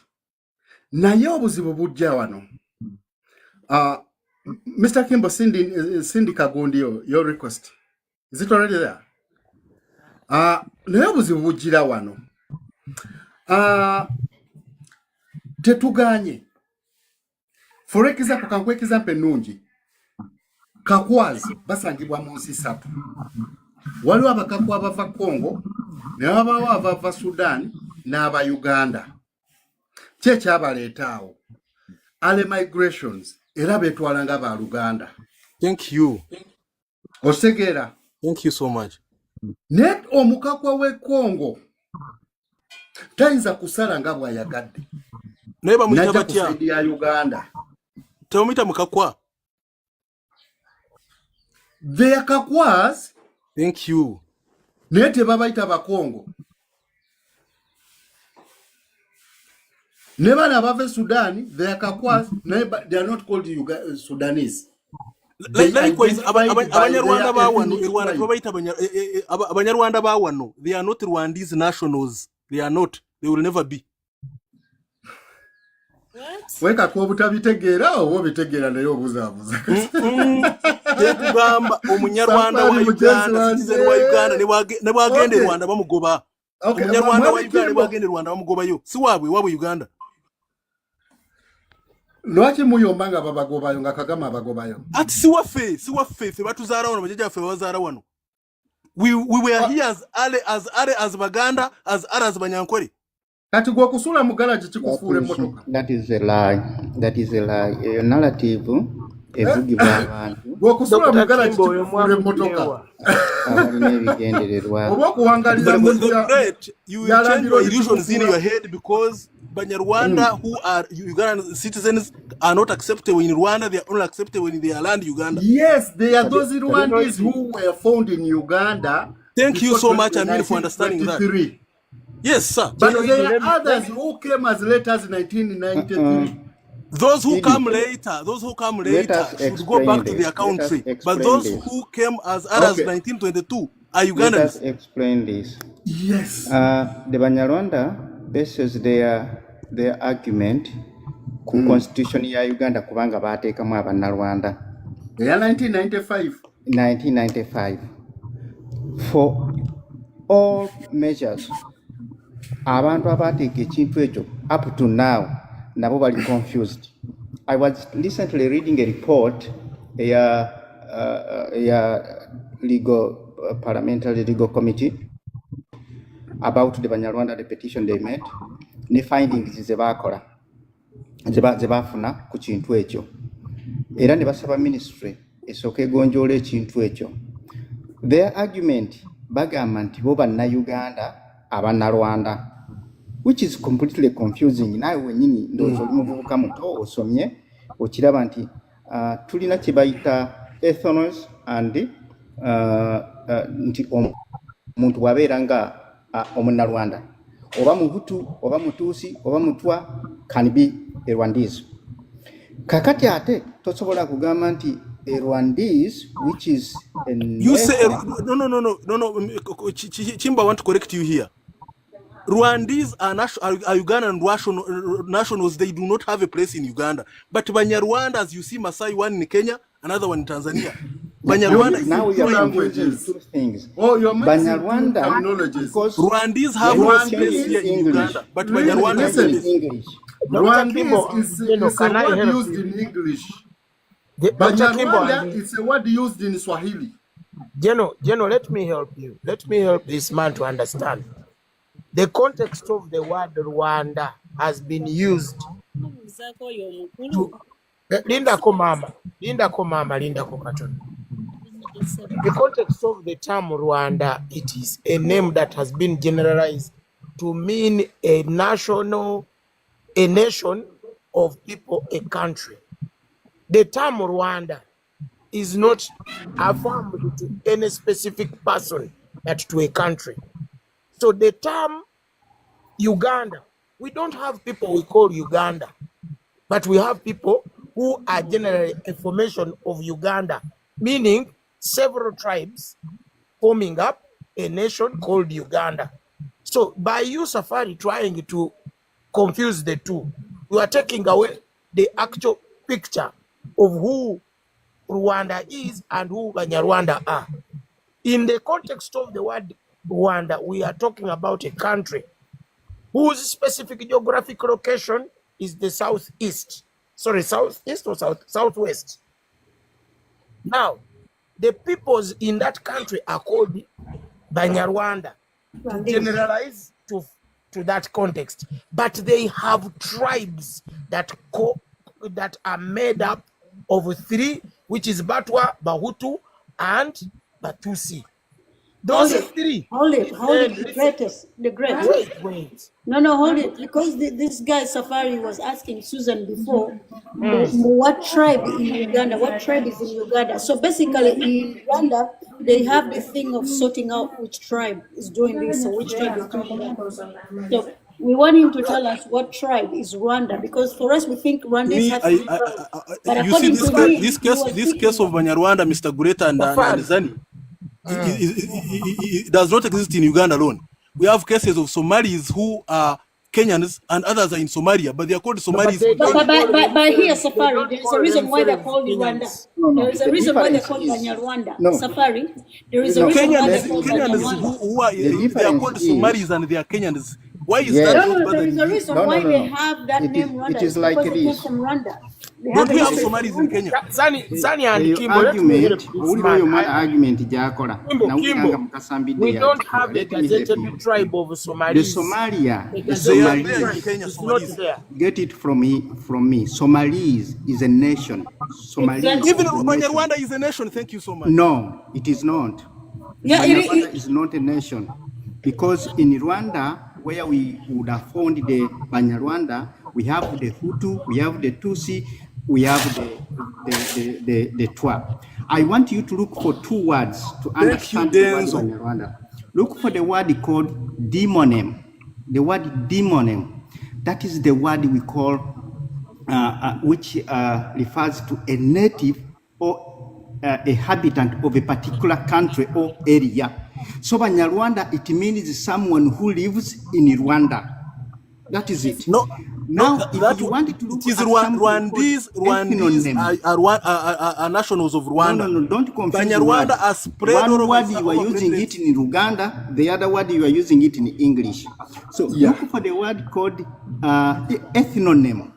Ethnonym is the word that refers to someone's ethnicity. But Kimbo, do you know that when you go to Rwanda, they think all Ugandans are Baganda? That is But their does it make thinking, it but true? we're now talking reality and Exactly. facts. You saying that Does all it make it Banyarwanda true? belong to Rwanda is not true. We have Banyarwanda They have a history, in that's why they Tanzania. have that name. They have a history, that's why they call Banyarwanda. Their history is Any from Munyarwanda you Rwanda. find in any other particular part of the country is from Rwanda. When we go back as and far he as is Amin speaking explained, Kinyarwanda. all tribes can go back to different borders. If we say we go Safari, back to Safari, Azare, Safari, let me ask you a question. When you go to Europe, they call you African. But does it remove your ethnicity from to be a Munyarwanda? thank you so much. Similarly, when I told you when you are in Rwanda and you say I'm from Uganda, they think because Baganda relates to Uganda, everybody in Uganda is a Muganda. That's what they think. Yes, they think. No, Safari, you are confusing. Basically, what you're trying to tell us here, no, you are confusing. And you want to confuse the I'm people, going to speak a like, you will not Kinyarwanda word confuse referring me. to No, Ugandans. They no, call them Safari, wait. Abanyabugande. If you are in Rwanda, Yes, No, Ugandans are called Safari, Abanyabugande. wait.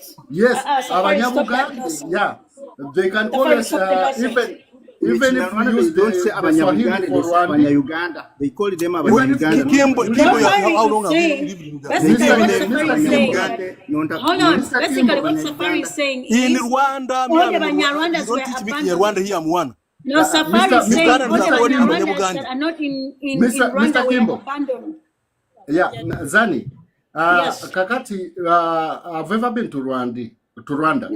They call it, in their Swahili, they call them Baugande. Okay. Yeah, that's Swahili. Not even mixed Kiswahili with ni this. Kinyarwanda, Uganda is Abanyabugande. like Okay, Uganda, Abanyabugande. like French. But does it remove my right to be a Nubian? No, Yes, I come from Uganda. it doesn't But remove your rights. specifically, I'm a Nubian. Isn't it? Yes. Isn't it like that, Mr. Safari? It is. Yeah, so I'm a Nubian coming from Uganda. But the reality is, we have not chased you, we have not discriminated you, but the reality remains you are either a Hutu, a Tutsi, or a tour from Rwanda. My problem is the people that included Rwandese or Rwanda, Abanyarwanda in the constitution of Uganda. It simply means they carried the whole tribe or the whole country and included it in another country's constitution. Yes. Otegera. Singa bagamba mbuno, there are some Rwandese of the Hutu origin in Uganda. Or there are some Rwandese of Twa origin who lives in Uganda. Or there are some Our Rwandese constitution, we have of the the Batwa. what In origin. our constitution, we have the Batwa as a separate Yes, tribe. there are some. All the Rwandese tribes, they're there in Uganda. All of them, they're there. Yes. All the Rwandese tribes are there in Uganda. But Even, let me tell you the Mr. fact. means small. You see, Okay. from your first explanation of how people were enclosed by border in different countries now, part of Banyarwanda who are Bahutu, Batusi, and Batwa, where Yeah. the borders cut them and they kept in Congo. Others kept in Tanzania. Others Okay, kept in may I say Uganda. something real quick, Others Mr. in Uganda. Safari? Likewise, Mr. listen, let me conclude. Yeah, you can Ela lie. kuweza kuconfusing akatukudde nga tona concluding alindako. So what are you going Safari. to answer me when I've not driven my No, point? no, because there is some things you've left in space that we want to talk to you about before you conclude, please. Because for us, we feel like you are concluding, saying that if the borders cut you out, Let that me means you are conclude for abandoned. myself, No, that don't means you are conclude for me. abandoned. Let You're me a Rwandese conclude for person that was myself. abandoned. That means you guys abandon your people No, to go into you other should countries, let and you me do that on conclude purpose. for That's what it myself. means. Don't conclude for me. No, because I'm just saying that you're not concluding. No, you're going to answer yourself. You're not going to answer me. Allow me conclude, then you answer me. No. Zani, Before you conclude, I'm just saying that this is what I see. So you can conclude knowing my opinion too. That's all. You allow me give my opinion, then you conclude. You ask me or you okay, Zani, project. give him a 1 minute, let him land. So Also, I'm saying I'm happy that Amin was able to understand that before colonial rule, during the kingdom era, people freed from wars and scattered all over Africa. And for the case of Banyarwanda, they scattered in Tanzania, they scattered in Uganda, and the Democratic Republic of Congo. yeah. When so happened, the colonial rule came and this Great Lakes was demarcated in Africa. The issue I have with Banyarwanda are those who are not in the constitution as Ugandan citizens who want to come to Uganda. Those ones should go back. If they trace you, No, they are even not in there's no Uganda. need of going back. There's no need of going back. Because when we go further, even the Buganda kingdom accepted them and they adopted totems. I think you know totems, Ebika. Very well. Like others, Bedirante, that means now you qualify to be even a Muganda. Ababa sokawo. Yes. Abalala, Bediranjovu, mulimu n'abengabi. Nga they are Rwandese, naye nga bakkiriziganya n'Obuganda okugoberera empisa n'ennono which qualifies them to be Baganda. Now, what is their problem now? Should they change? They don't have any problem. Even I don't have any problem with the Rwandese being in Uganda. But my problem is the idiocy, the so-called land people, abeyitambuna abali abamagezi, bagezako creating a decolonial confusion eyokugamba Abanyarwanda nabo gwanga erisangibwa mu Uganda. That's And where you the confusion is. But let me, answer me this. Answer me this. Omuntu nga Munyarwanda bwaje Uganda. Wagara yekyusa afuuke Muganda, yekyusa afuuse Munyankore basigale nga Munyarwanda. Ekikulemye otegeera. Sigale nga Munyarwanda mbu nabeereko ne waabwe Rwanda kyagamba. Anti nze nkubuuza oyagala Omunyarwanda gwokkiriza ajja afune ekika. Yekyusa afuuke Muganda. It's okay kubanga fenna Abafirika twakola ki twegatta dda. Njagala ku explanation yange. Obuzibu buli buti abaakola etteeka eryo balinga abasitula the whole Rwanda as a nation ne bagiteeka wa ne bagi-includinga. Hope you get my Uganda. And why is it hard for Ugandans to understand if it is in their constitution? Okay, listen, Safari. I think muinamu akantu ke muconfuse nzemu mu ababiri. Naye nga muli ku page yemu. Muli Yeah, I ku agree page with Amin yemu. so much. I agree with Amin so much. You guys are on the same page, but you're confusing one little kind of line over there. Etabakwataganya. Yeah. Naye nze bwe nawa opinion yange omwami Safari ajja kifuna mu bulala naye mbadde nsaba Safari. No. I will not, because you don't carry my head. I Wano don't just carry yours. buteesa n'ebyetwogera wano. Kati nze njabuza Safari. N'ebyetwogera wano tetugamba muno bye binaakola wabula abantu ababivunanyizibwako bwe bafuna chance ne babiwulirizaako bayinza okukirowoozaako. Nze njagala kubuuza Safari ebibuuzo bibiri bye byandeese ebibuuzo bibiri naze kubibuuza mwami Safari. Engeri gye mwobadde mwogera ku eno topic y'abantu okuva e Rwanda. Lindako omukyala mumbuuza.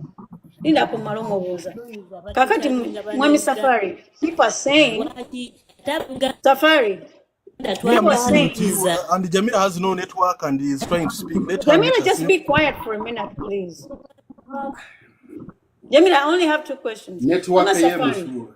go on. Safari, olaba bagamba nti nno nga mbadde mwogera ku bya constitution y'Abanyarwanda babawandiisa mu constitution ya Uganda ne babakkiriza mbu babeere tribe. Now you've been saying stuff like nti Abanyarwanda boda lindako Tebatukiriza wiweya. Teri atukiriza kubeera Abanyarwanda twali. anti nzijja ndeeta bagamba nti no babasalirayo ku boda bwe bazidividing ne babasalirayo ababeere Kenya ne babeere Kenya ababeere Uganda ne babeere Uganda ababeere Congo ne babeere Congo sikyo? True. Okay, so kati tujjaawo, these days we are seeing Rwandese people over there. They are claiming a lot of land. You say Banyarwanda when you say Rwandese oba otegeeza Barwanda. Okay, Abanyarwanda, because their history is from Rwanda. That's what I'm saying. Abanyarwanda, they're claiming a lot of people's land. And I've been going through some pages for Rwandese people and Congolese people, and they're saying that these lands, Abanyarwanda was claiming back because in the 1900s, about the 1800s, they used to be the owners of those lands, so they're trying to get that land back. Coach. Abanyarwanda are taking over the Ugandan land and all of the other people's land, but claiming back. Coach.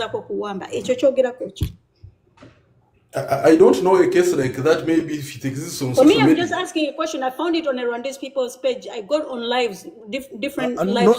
me, I do not. People, some information which has no evidence, some information which might be chesera mukoti za Uganda. I cannot hear to confirm it.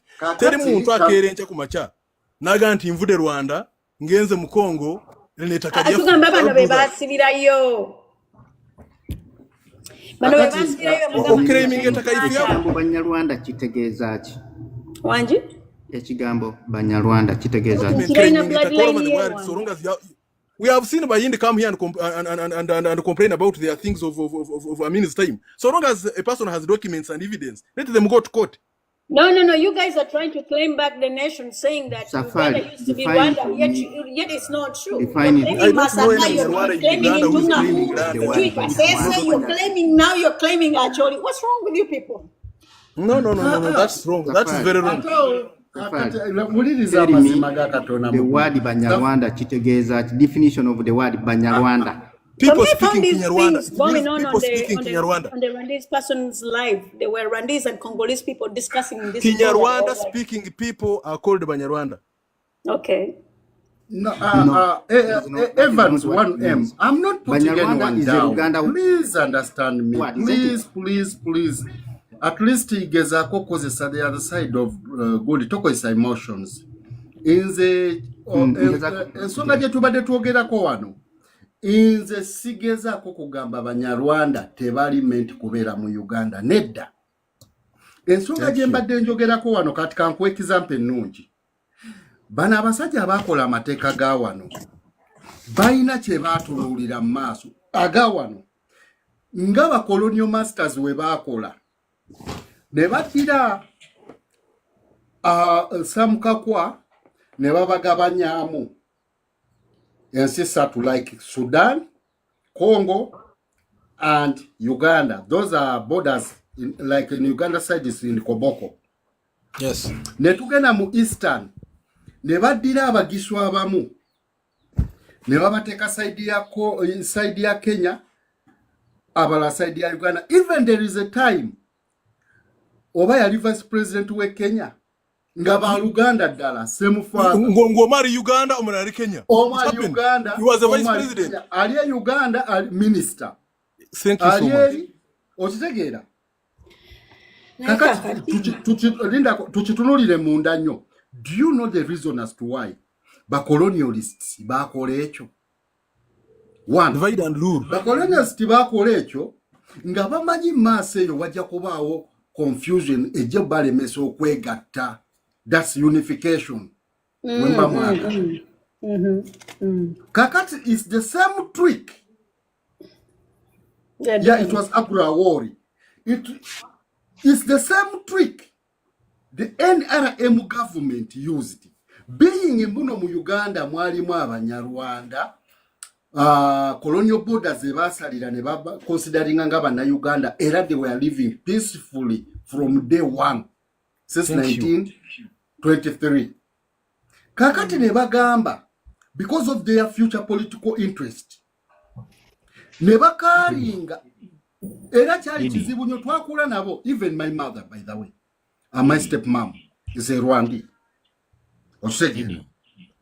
Kakati, for their future political games, bakaringa the whole nation of Rwanda. Ne bagikunda bwe batyo mu constitution ya Uganda, so that wajja kubawo confusion okugamba gwe oli muna Uganda, gwe oli weeri. Okitegeera safari kye bali bagezaako kola. Ekyo tekikanya kwe kya whole nation tekikanya ko. Rwanda ina citizens baayo. Era kyejengezako kugamba. Naddala nagamba General Museveni mugezi nnyo politically. Akola ekintu kati nga kigenda muyamba mu myaka eje ago mu maaso. Naye with that, inze nakula ne family. Twakula mu families. Nze never stepmothers banji.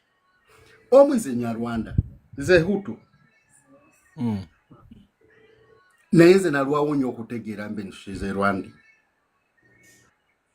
Nakulira mikono gye. Kati bwemba mbuza according to the narrative I see on social media, should she go back home or she stays with her husband? Abana bazaala siba na Uganda. Naye kakati kansoke mbuzeeyo ekibuzo ekyamangu mangu Safari. Kino kijeri gwe kuba kati Abanyarwanda bali e Rwanda bo bali Rwandese nationality nga bana babeere no bewaffe n'ababeere eri Congo be Congo n'aba Kenya be Kenya. Naye kati ate zino basi zetulabanga bajja basomba okuva e Rwanda mu kaseera ne zingira mu ggwanga. Ngenda kuddamu bulungi. Webale nnyo. Ngenda kuddamu bulungi. Actually basi zisomba bakongo abanamulenje bebakube Congo for refugee. Banyamlenga not Rwanda. Orware kanchikubulire bwomanyi omuntu omukambwe kati ngoyagala kuva Rwanda ojje Uganda ne Kagame takukiriza. You can not escape from Kagame unless you go to the UK and Belgium. Issue y'Abanyarwanda ina legal perspective ne political perspective. Yes. Legal perspective. Constitution ya Uganda article 10 egamba nti omuntu okubeera citizen by birth ayina okubeera ng'azaaliddwa mu Uganda oba ng'omu ku bakadde be oba jjajjaabe nga yazaalibwa mu Uganda ku bimu ku mawanga gannansangwa agaali gabeera mu Uganda mu kiseera eky'omwaka 26 Constitution says 26. 1926. Check the Constitution, Article 10 is clear. Okay. Kakati bwebamala okwogera bwe batyo kati tulina bannaffe Abannarwanda. Historically Abannarwanda bajjanga mu Uganda okuva e Rwanda for many reasons. Tulina gurupu z'Abannarwanda, kategori z'Abannarwanda za mirundi esatu. Tulina kategori eyasooka eyajja mu biseera ebyo eby'emabega nga bava e Rwanda yayirumbibwa enjala nnene nnyo 1928 efuga byera Ababirigi Germans and Belgium okubalimisa akasanvu abamu nga baddukayo ne bajja mu bitundu eno okunoonya emirimu. Eyo kategori esooka. Kategori ey'okubiri ye yajja mu 1959 ng'Abahutu batutta obuyinza okuva ku Batuusi. Eyo ye kategori ey'okubiri. Kategori ey'okusatu yajja 1963 esinga obungi. 59 ne63 be basinga obungi. Ze kategori esatu ze tulina. Kategori ezebbiri 1959 ne 1953 bwe zijja abamu kubo abasinga obungi baali gestalingibwa nga ba refugee. Abamu tebaali gestalinga ne bagetinga mingled mu community ne babeera nga tebali register. Naye population eri yasooka emabega mu kujja yajjanga neyingira mu Uganda. They were not recorded as refugees and they were not given any documentation. Reason why? Abafuzi b'amatwale bwe baali mu Uganda, ekizibu kye basooka okusanga mu Uganda naddala mu Central Region bwe Labour Force baali tebagirina. Abaganda ne kumpi eri Abasoga baagaana okukola mu masamba. Bwe bagaana okukola ne baba nga baali balina deficit eya Labour. Kati Abannarwanda bwe baddukanga e Rwanda nga bazze eno, abamu abajja olw'enjala balala banoonya emirimu nga baprovidinga Labour. Gavumenti y'amatwale bw'onoosoma ebyafaayo ne meetings ezimu zaatuula ku boda eyo oba e Rwanda ku boda ya Kabale ku boda ya Uganda ne Uganda e Kabale. Ne bagamba abafuzi b'amatwale ne basalawo obutali gestalinga bantu bano mu ngeri yonna. Era bayita be bw'onoonoonyereza, Uganda is the only country abafuzi b'amatwale gye baafuga ne batawa bantu ndagamuntu. Buli muntu yenna amanyi history w'e Rwanda. E Rwanda abafuzi b'amatwale babawa ID. But e Uganda abafuzi b'amatwale tebaagaba ndagamuntu. Why? Bagenda okulaba forces ez'abange ebbali, Abasudaani abaavanga eri n'Abannarwanda bayingira nga they can provide labor. Ne bagamba kino tukireke, let us these people leave them, start to work, we get the labor kuba bano abaawano bamutumye. Kati eyo ye kategori esingira ddala okubeera emabega. Mu 1995 bakola constitution. Bagenda ogimaliriza ogikola ng'ekitta bantu kimaze okubeera e Rwanda. President Museveni mu kujja mu buyinza agenda okuwamba yalina amagye around 14,445. About 4,000 baali Banyarwanda. Kati bagenda okukola constitution nga n'abasinga obungi bakyali mu magye ga Uganda nga n'ebirala bakyabirimu. However, because of the genocide in Rwanda, baali tebasobola kuteeka mu mawanga gagamba nti bano Batuusi, tulina Abatuusi mu Uganda oba tulina mu Abahutu. They avoided that. Accidentally ne bateeka mu nti Bannarwanda. Tulina mu eggwanga lya Bannarwanda. Ekyokubiri, nabadde nkubuuza definition y'ekigambo Banyarwanda kitegeeza ki? Ekigambo Banyarwanda kya Luganda, Banyarwanda kya Luganda kitegeeza abantu abava e Rwanda nonta abantu aboogera Olunnarwanda. Nkubuulira ndi Munyarwanda ekigambo Banyarwanda kya Rwanda. Ekyokugamba nti Banyarwanda kya Luganda nkuwakanya emirundi 10.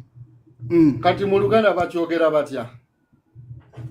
Kati ate Bakongo bakyogera batya mu Luganda? Basudani bakyogera batya mu Luganda? Babayita their language. Abanyankole bwaki mbayita Abanyankole boogera Lunyankole? Not their language, but their land, their territory. Kuba kati ffe bwe tuba twogera, of course Abakongo abagundi twogera fena tuli bantu babayita batya group. Bantu speaking people. Abantu bwe baba boogera kimbo kampabule mu katono. Mu Luganda babayita Bannarwanda. Mu Nyarwanda Banyarwanda, mu Luganda Abanyankole babayita Banankole. Naye bo Banyankole. Banankole oba Bannarwanda babayita Bannarwanda. Ahamu bayita Bannarwanda naye bo Banyarwanda. So naye nga tuba tutegeeza abantu abava e Rwanda. Kakati ekigambo Bannarwanda omuntu yenna bw'avaayo n'akugamba nti Abanarwanda n'abateeka ku colonial demarcation of boundaries ekyo kikyamu olw'ensonga singa it was a colonial boundary era twandibadde tulowooza nti Abanarwanda bano bali either ku border ya Uganda ne Rwanda oba just somewhere near there. No, Kimbo, let me tell you what you don't know. We have Bachiga in Kibari now. They are supposed to be in Kabari. The moment you're in a country like Uganda, you are allowed to settle anywhere. Kibari, they call them Abafurus. No, they are Bachiga, Kamwenge, they are Bachiga, Rakai, they are Bachiga. Yes. You can't call them Bachiga any other thing. Okay, Kakati, okay. To make the whole story short, Idi as a Kakwa, when you go to Nkore, they change your name. No, kakati kati kiri bwe ekyo olwokuba agenze ankole tekitegeeza now mbadde nkyayagala kuleeta ekintu ekiri leka mubuuze why are you saying they should have kept up to the border mukuru Idi kyenjagala tukonkludinge nakyo olaba abasajja be bayita abanubbi olaba abanubbi be tulina mu constitution ya Uganda mwebali colonial borders abanubbi basangibwawa ogenda kugamba otya all over Uganda, I can say they get from the Nubian. Their origin is at Bombo. Okay, omanyi lwaki their origin is at Bombo? Because Abanubia bwe bali bajja, Captain Rugadi bwe yali ava mu Sudan yajja nabo. Bwajja nabo ne batuuka mu Uganda. Captain Rugadi came with the whole tribe. Beyajja nabo bonna be yasobola okujja nabo. Ili tell us if Captain Rugadi brought all the Bakwa to the Kakwa to Uganda, the Nubians. I'm talking about the Nubians. Where is it documented that Captain Rugadi brought all the Nubians in Uganda? It is impossible. He never brought all the Nubians. He never brought all the Nubians. Came with him. They came with him and they fought the war. After winning, the war. And then the all of them settled here. Uganda. They never went back. And they became part of Uganda. That land in Bombo. So it became the now almost ancestral home. But now someone asks you a question. Where can we trace the ancestral home of Banyarwanda in Uganda? Did you hear my question? Where can we trace the ancestral home of Banyarwanda in Uganda? It is not there. Do you know why? Because Safari, please answer. Give him a chance to respond. Now when you Rwanda now bajyaho Abanyarwanda bava Israeli Ethiopia. Byonna those are the biblical days. Twogera kati wano towards colonial eras. Alabika atayina network abafunye call. Bwe tuba tutandika okwogera ebiseera ebisinga ensi za Africa tutandika ozidemarcatinga okusinziira ku Berlin Conference. Yes, Berlin Conference 1981. Yes, 1894. N'ebitundu ebyo baatematema ensi n'ebitundu ngeri ki gye bagenda obigabanamu. From that day ensalo ze baasala tetuzikyusanga. Omuntu akulimba nti yali colonial era. Take an example. Burundi ne Rwanda ziri border to each other. Mu Burundi waliyo eggwanga lye bayita Abatuusi, waliyo Abahutu, eriyo n'Abatwa.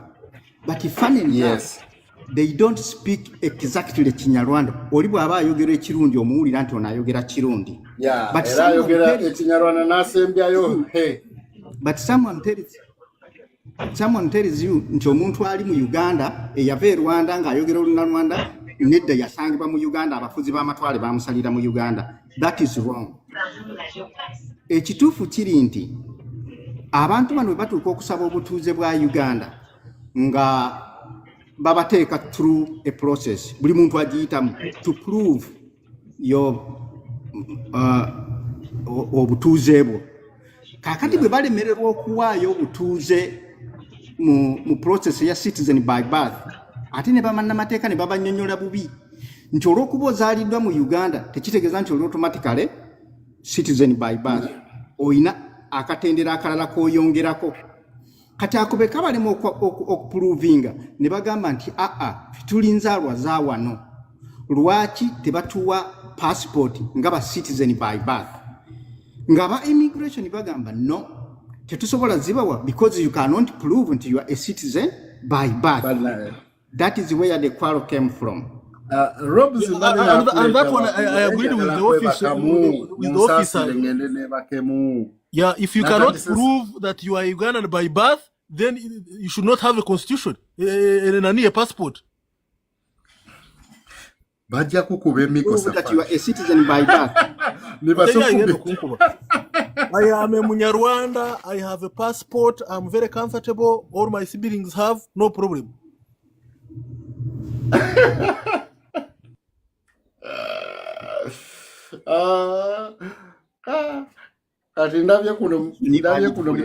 Constitution, and it is gonna hurt us. Solving it is gonna be what we can do since the constitution has been changed all over the time. If that is irritating Ugandans, let it go back to parliament.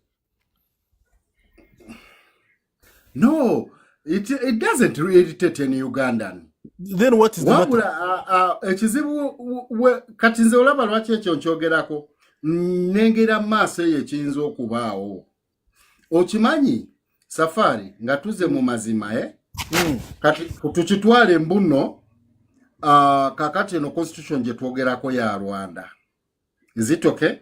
Then now at one point General Kagame nadda mu parliament n'agamba okutandika leero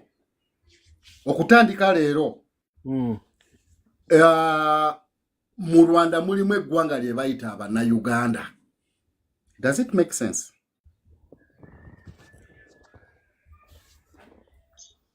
It doesn't make sense. It doesn't.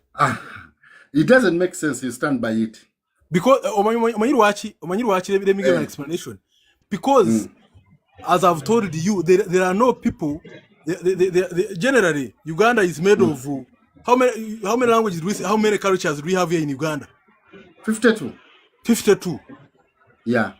So if you say if you and by coincidence the 52 speak different languages. Yes. Do you know that? No problem.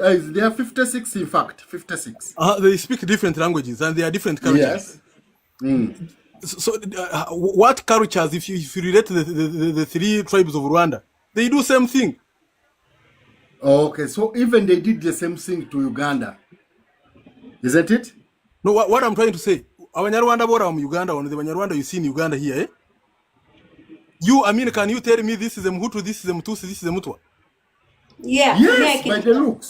Tell me how you tell. Orate mwabura bahima na Banyarwanda. Kill themselves if they didn't know each other. Safari. How did they come to kill each other? Safari, somebody asked you a question and you disappeared. They asked you, where do the Banyarwanda originally come from in Uganda?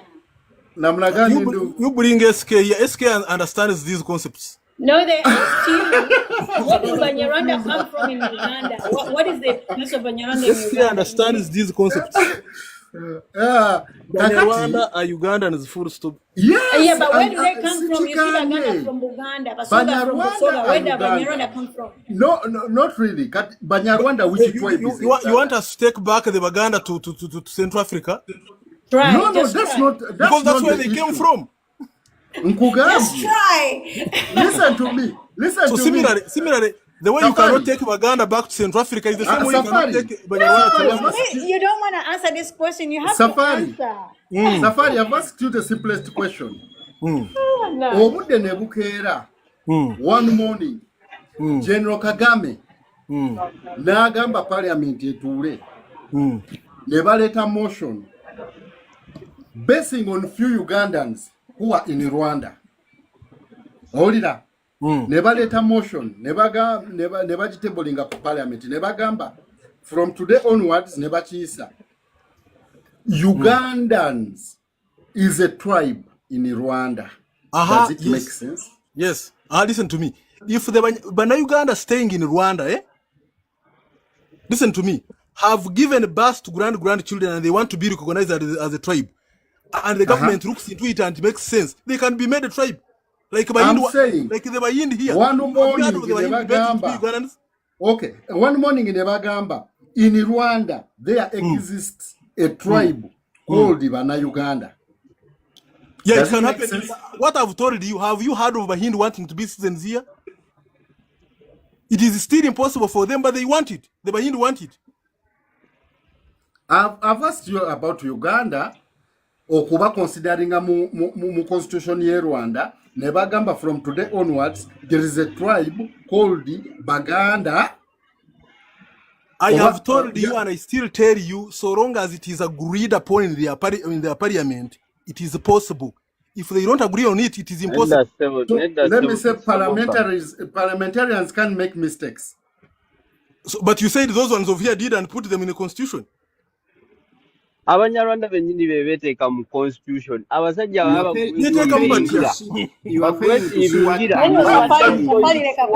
Safari atandise ovuma avumira mu lugezigezi. Okay, Safari. Let's welcome someone who says there is a tribe called Baganda. That is a general term. Banyarwanda is a general term. Safari Olingejo tuvumyemu mubete kamu batya mu constitution choga tetulina magezi tutegeera oloza tetumanyi Njarombulire was made by choosing people all over Uganda. How the Banyarwanda sneaked and put themselves in the constitution. Safari, one thing I've known about you, I've learned about you today, is when they ask you real meaningful question, you disappear. As if you're on the phone, as if you don't have network. I'm not idle, by the way. I'm not idle. I have you just did that. No. They have not said that. Answer Kimbo's question. To attend to. So I should not care about my business because I'm on a live. No. You can ask again. Now I'm available. You can ask again. Kimbo asked you a question. You ask the question, I'm here. Okay, let me ask for that question again. Let me ask it. Kimbo asked, what, the tribe Banyarwanda, where does it originate from in Uganda? No tribe here in Uganda originates from Uganda. All tribes have their origin that outside Uganda. No, as per the constitution. From Jinja. You bring us from Teso, but actually from Gulu. Where does the Banyarwanda originate? Okay. The Banyarwanda scattered all over East Africa. Banyarwanda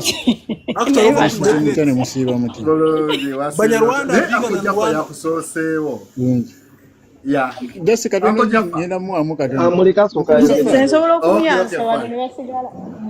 Mukulu Safari. Yes, sir. Njagala omenye ekigambo kye bayita Abanyarwanda. Kiki ekikola ekigambo Banyarwanda? In terms of tribes. Their language and culture. So their language and culture. Yes. Sicho? Yes. So a language belongs to a certain tribe. Sicho? What is a language? Go Gambia, their language and culture belongs to a certain tribe. Yes. So a language belongs to a certain tribe. Sicho? Yes. So what are those tribes that make up Banyarwanda? They are not tribes. No. Listen to me. There's no way. Let's go slowly. There is no way you ask me that how many tribes make up a tribe. It is already a tribe. No, what tribes make out Banyarwanda? Nkubuuziza ekibuuzo kibadde simple naye nkugamba nti kiki ekikola ekigambo Banyarwanda? Nongamba their tribes, nongamba their language and cultures. Nenkugamba nti if it is a language should belong to a certain tribe. And the culture should belong to a certain tribe. So nenkubuuza, what are those tribes that make up Banyarwanda? Nogamba otya? No, Banyarwanda is not a lot of tribes. It is one tribe. Why are you asking tribes that make Banyarwanda? So those are sub tribes. For instance,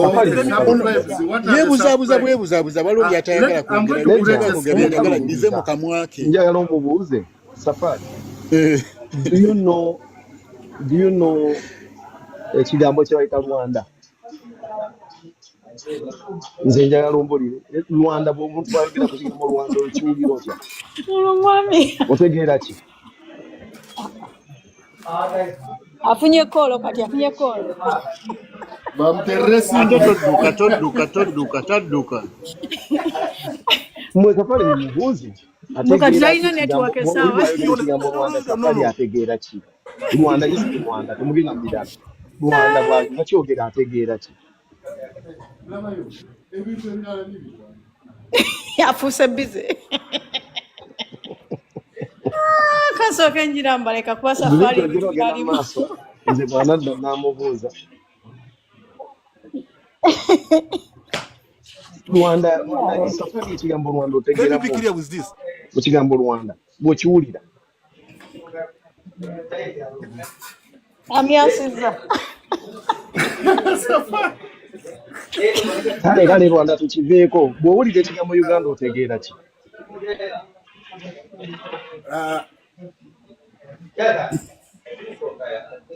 Eske Ebyo ebigambo bibiri muyambeko Safari abitegere abicatalogizinge ekigambo Rwanda n'ekigambo Uganda bicatalogizinga then ebisigadde mu binakukkakana. Achanoonya answer. Teacher we uno mulesi. Ndugu namna gani? Sawa namna gani bwana? Habari za jioni. Where you go? Niko ndugu, mbona umepotea hivi? Mimi niko. Nilikuwa nimeshindikana. Sawa. Nimefurahi sana kukuona. Murega Safari bikimbuze bitokwa kagana. Kati mumbuze. Nomukazi wini namuna Rwanda. Let me tell you guys. Rwanda tulina bwogenda kumwewala wano. Ekisooka mwewaze. Uganda eske tugenda ku kya Munyarwanda muveeko. Rwanda kitegeeza ki eske bobo kiwulidde? Singo kisagala bakiwandiisa wange. Yagala ombuuza ekibuuzo ng'osobola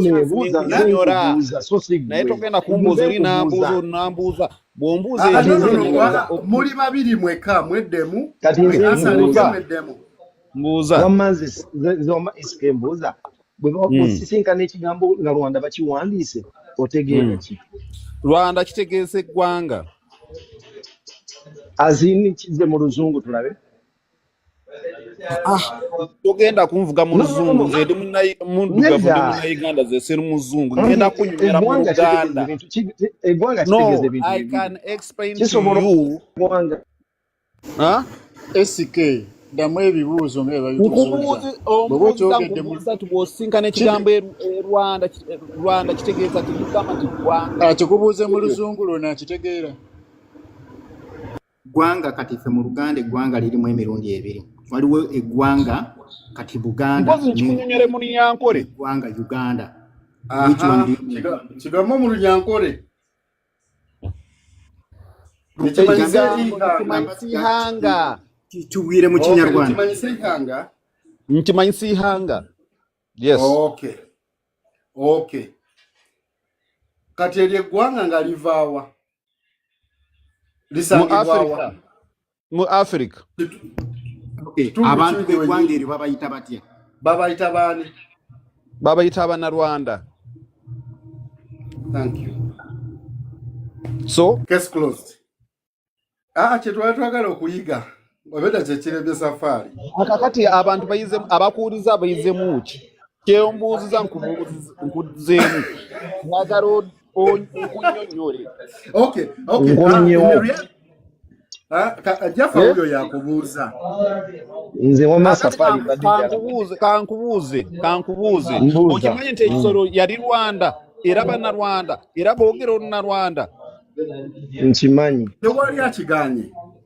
Nkimanyi ekyo. Kakati kulwaki boogera Olunnarwanda. Boogera Olunnarwanda. Nsooka n'omuyamba n'okkiriza. Because there is a reality mu ekyo. We are talking about colonial borders. Which colonial borders did not consider our ethnicity as they were grown. N'entungamo n'isingiro yali pati ya Rwanda. Ntawona tetuwakana. Abantu abalimu oyagala baddewa. Okay, kakati atogende eyo. Kati nze tetwetwala speed gwe ng'omuntu. Kisolo bana abasajja Lungamo uliriza nga SK oyogeranga atidde Be sinaba lwaki patient. ogira nze defensive kitya sina measures kyentya kubanga nze kyenjogera Drake, be patient. Be patient. njagala Let Uncle ompuliriza Jaffa first handle.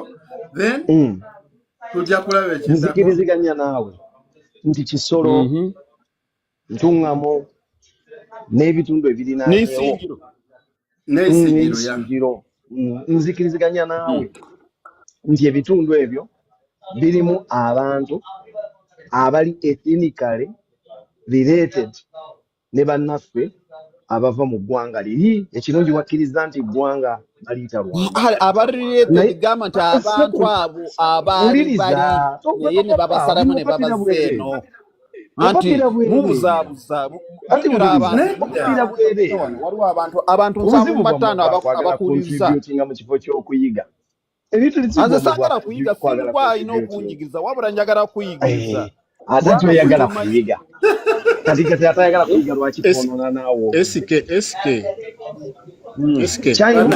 nze naaze kuyigiriza olina okumbuuza ekibuuzo nyini kyonooyigiriza tokimanyi gundi ebitundu ebyo byenkugambye Ntungamo Kisolo byali paati y'e Rwanda abantu abaalimu obasuubira okubeera wa okuva ddi ate kati jala kubuuza byali paati ya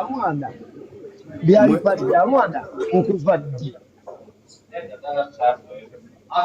era nedda ng'abazungu tebanagisalamu yali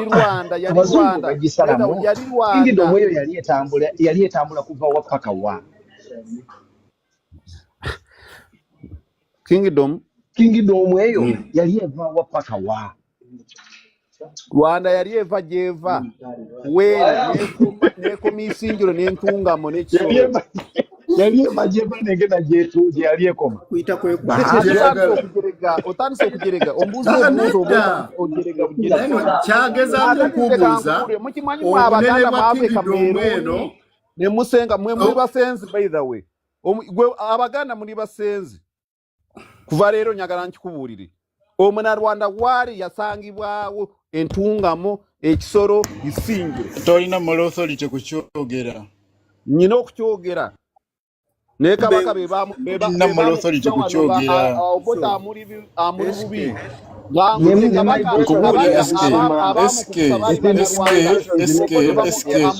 obutamanya abo leka kusaasanya oba tomanyi tomanyikiriza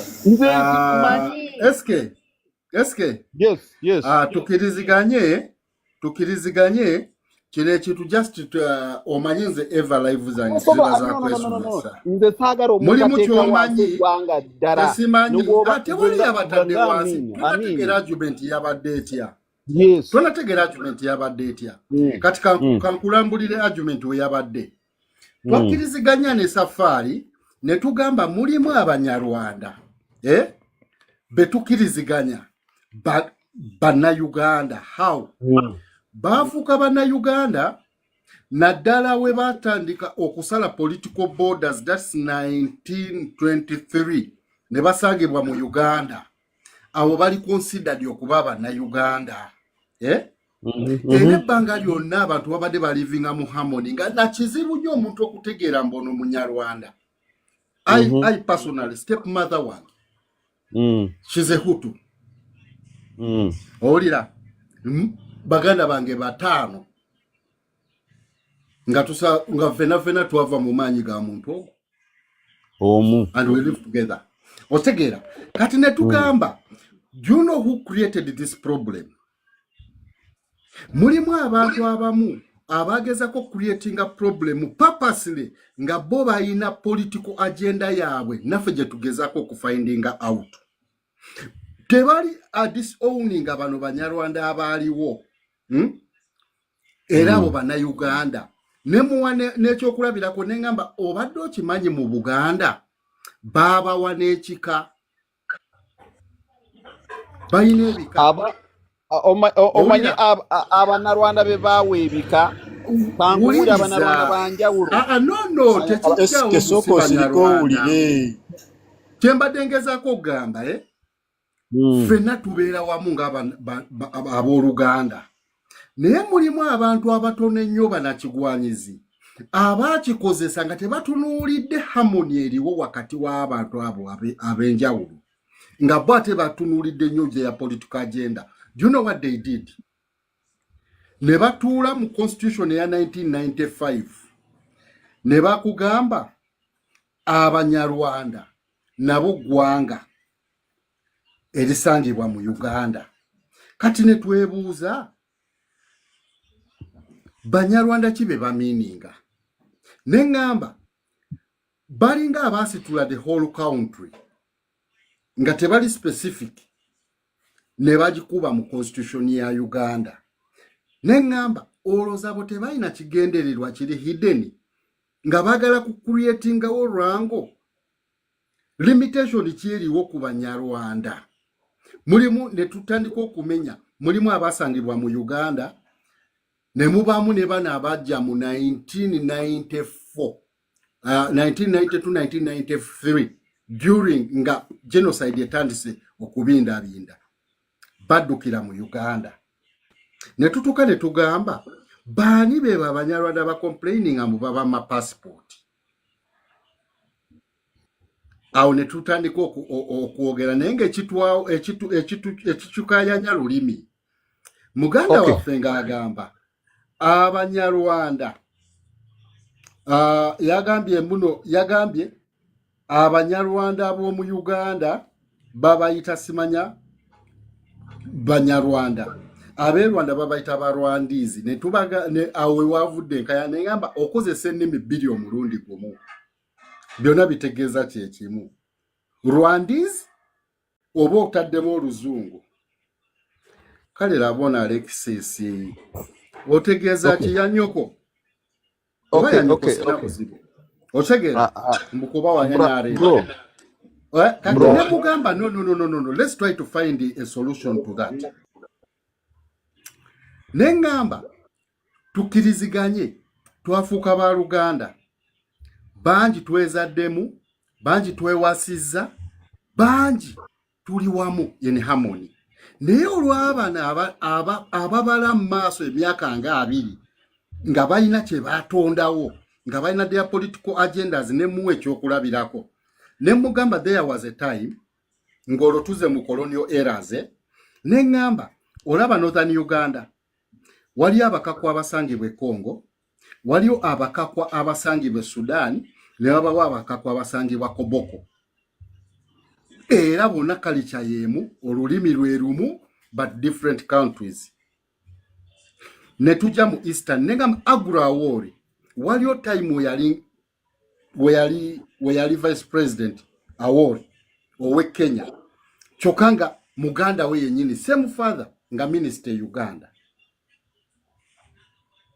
Osegera nenga lwaki bano kino bakikola lwaki tebagezako kunyonyola ne bagamba okay Abanyarwanda kitegeeza nsi lwaki tebagamba mu Uganda mulimu Abahutu tribe gye bayita Abahutu esangibwa mu Uganda mulimu there is Hutu mulimu Abatusi abasangibwa mu Uganda nga wekyali mu Batwa.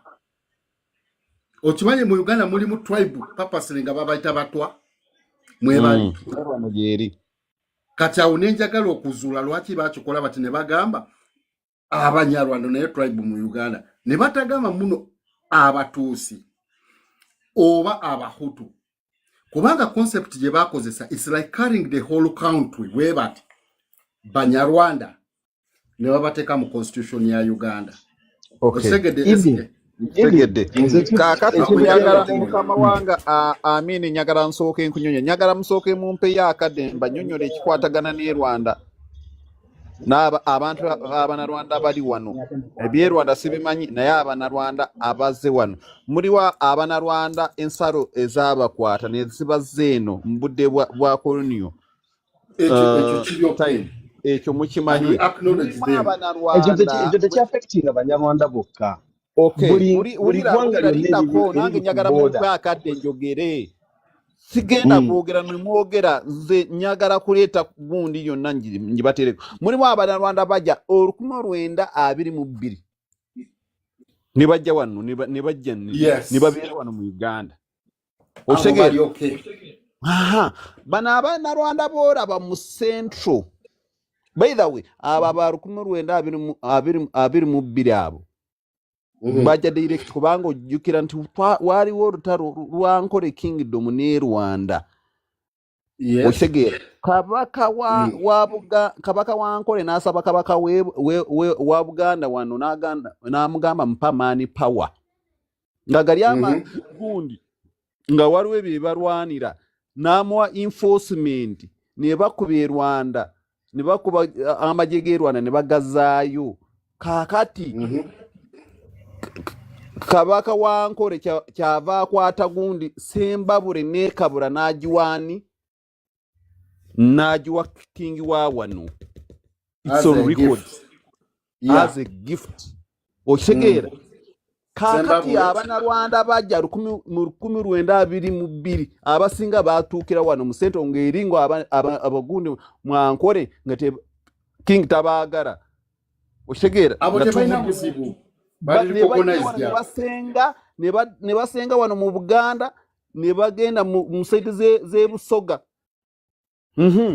mulimu Abanyarwanda abajja 1953 nga bafunye obuzibu political issues yes ne bajja bebano ba Kagame oshegera Barwijema ne bajja ne bagenda mu settlement abamu abalala ne bajja kunoonya emirimu bakuba Rwanda okuddayo abayagala okuddayo baddayo abalala ne basigala okitegeera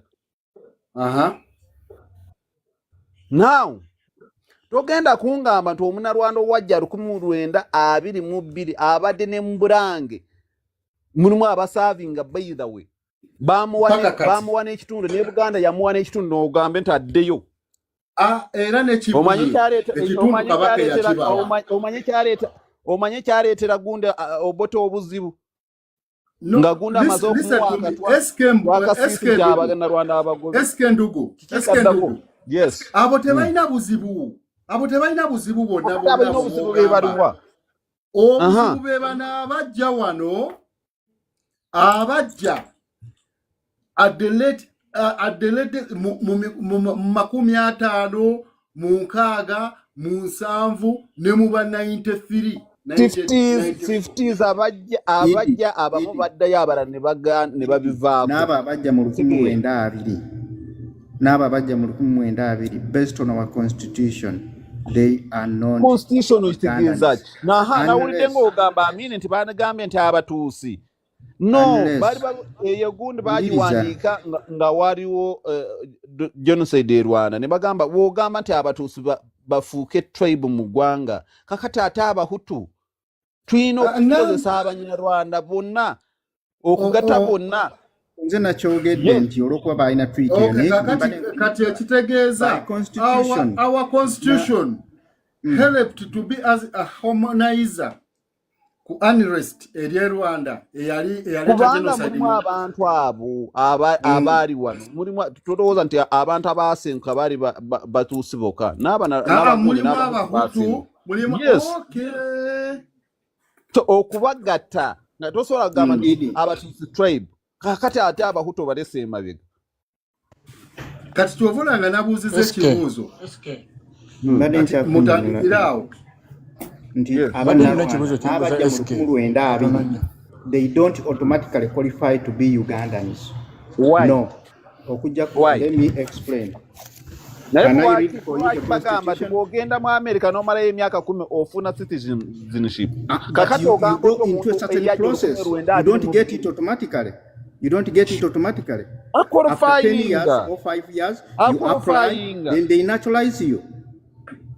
Ngenyagala bakuba president obagobera ekinakubaako. Murumwa eggwanga lyotasoba bw'okwata ku ggwanga lyonna n'obwokwata kakati n'obwokwata anti kati eyo arrogance gye mwogeza nze kangwe eyo arrogance gye mwogeza abanyo abagundi abakonjo abo kubanga tulina abakonjo abali e Congo Uno n'abakonjo abali wano. Let me ask you one question. N'ogamba abakonjo kubanga Eske kamubuuza ekibuuzo. ate omunnarwanda muzibu nze kankubula omunnarwanda muzibu yamukwatako wano ekyamugiirako kyekyo. Nedda ffenna tuli bazibu. Kankubuuza ekibuuzo. Omunnarwanda ayogerwa. Tolina kyotuga. Eske kankubuuza ekibuuzo. Mu Uganda. Eske tetubamanyiko mumanyi kutemula kyekyo mu ekibuuzo kyenkubuuza kiki. Kamubuuza ekibuuzo kino. Kamubuuza eske. Yes sir. Bw'ogamba nti Abanyarwanda ggwanga mu Uganda. Yes. Amawanga gonna agawandiikiddwamu kyemanyi ko galeka galinga 5 kale 5 ng'oggyeko eri Abanyarwanda. Buli ggwanga lirina ekifo bwe liva. Yes. Abanyarwanda mu Uganda bava mu kifo kyo kitundu ki? Bava mu West. Bw'okiddamu nga nkuggyako engalo. Bava mu West. Kitundu ki? Ntungamo. Lindako Abanyankole bagenda kukuba kibo. Tereera. Ate tereera ne gundi ne mukama wo mukazi tetwagala dde mu bintu binene ng'oliddamu vagransi ntereze ne mukama wo omukyala yamujja ntungamo yamujjawa. Abanyarwanda bali everywhere nti bava ntungamo wakana kyenkubuuza kibadde kimu. Wulira leka kwegamba nti dinda katono nkunyonyola kiraka tokitegedde kankugambe ntungamo boogera lindako katono lindako bwe nakugamba nti ono muliisa oba mugungu nja kugamba avaawa ava buliisa. Bwe nakugamba nti ono munyoro nja kugamba ava bunyoro n'ebirala. Bwe nakugamba nti ono muluuli nja kugamba ava eno.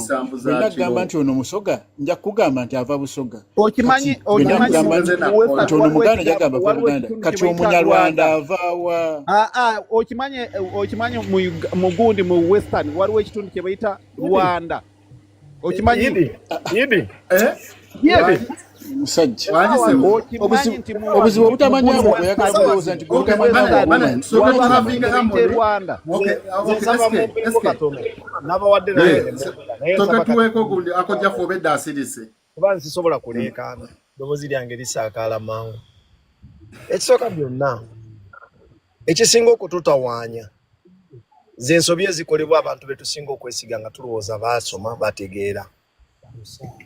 Abannayuganda abakayana essaawa ya leero mwandibadde kino tekibakayanya na bakayanya. Singa abantu abategeera baali bategedde amakulu g'ekyo ensobi eyakolebwa be bandibadde bakayana ne bagamba ensobi temwandigikoze. Toyinza kuddira nsi yaffe eyeetongodde ekigambo kye bayita sovereignty. Ensi yaffe eyeetongodde reducing a mere tribe in another country. It wouldn't have been our problem. Ekyo si kizibu kyaffe.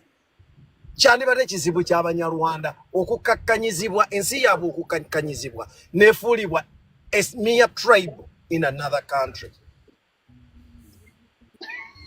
Era mwe mwandibadde temukaaba mwandibadde musanyuka musanyusi nti we are supreme. Nzijukirako omusajja yafa baali bamuyita Musanjuki yafulumya olupapula lw'amawulire baaluyitanga Shariat. Omusajja oyo waliwo olunaku lumu Museveni yagenda n'akyala e Rwanda. Musanjuki n'akuba eggulire n'agamba President Yoweri Kaguta Museveni ng'akyaliddeko disitulikiti ya Uganda mu Rwanda. One of Ugandan districts za Uganda. Actually, byaleeta controversy ekyaviirako n'omusajja oyo okukwatibwa n'akuba kuba yali afulumiza ebintu bibiri ebyali ebyamuleetera obuzibu. Yawandiika ku eryo okukyala kwa Museveni e Rwanda n'agiyita district ya Uganda, yaddira Rwanda n'agiyita district ya Uganda, n'awandiika n'okufulumya report ey'abasiraamu abattibwa mu Lugalwizi. Era oyo ye muntu yekka mu Uganda eyali afudde, ensi n'emanya nti afudde. Bayisawa mukaaga nga afudde ku 8 yali aziikiddwa. Baamukwata ne bagamba afudde saa 8 by Sam Nana yali amaze okuzikwa after being tortured. Kati esawa ya lero okuddamu ebibuzo ne bono kibuza ekibuzo jja kibuza nga wokibuza Drake nti bwogamba nti Abanyarwanda bavaawa. The answer will no ona jja kutya okugamba nti Abanyarwanda bava Rwanda mu ggwanga ly'e Rwanda. Ye yandibadde answer very simple. Naye tayinza yigga ayina kupalapalanya n'akuleetera bino. Biri bye tubadde nimuleetera biki nakugambye eki nakugambye nti entunga mu kitundu ky'Abanyarwanda sirikako weebale naye sirikako bino bye twenyonnyola ffenna era bw'ona ogenda okunoonya bw'ogenda bwoti mu Eastern ogenda kusisinkana abantu bangi nga bafaanagana n'abaliwa abali e Kenya nga bafaanagana n'abali e Karamoja. Era ndowooza mulaba the difference between Masayizi in Kenya ne bano abafa abali eno enjawulo ntono. The Turkanazi n'abalala n'abana abafa Abakaramoja bewaffe baawukana kitono. Kitegeeza colonial demarcations za affecting abantu mu ngeri eyo nti abantu abamu lulife tutwalina borders zaffe tezaali bwe zityo. Borders zaalinga communities abantu ze baabeerangamu.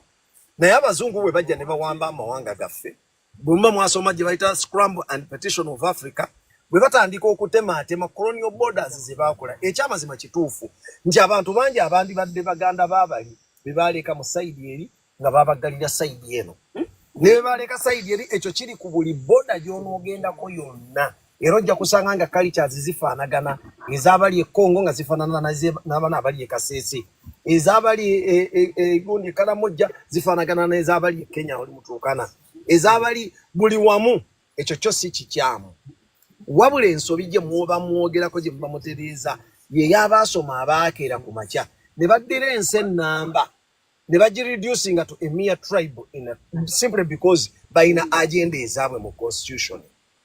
Ekyo kye kikyamu ekikyamu neyanza kisebo bamujefa kakati oyogedde bulungi ate nno nkusiimye oyogedde mazima ono amazima gayinza omulema bambi ate tomunenya kubanga alinga ali mu defense kati amazima amatuufu n'ensobi endala Buganda gye yakola olwaliro gye tunenya bajja nze musajja mulangira Prince Tebandeke Hassan lwakuba nkozesa gundi eno naye ensobi eri mu Buganda wano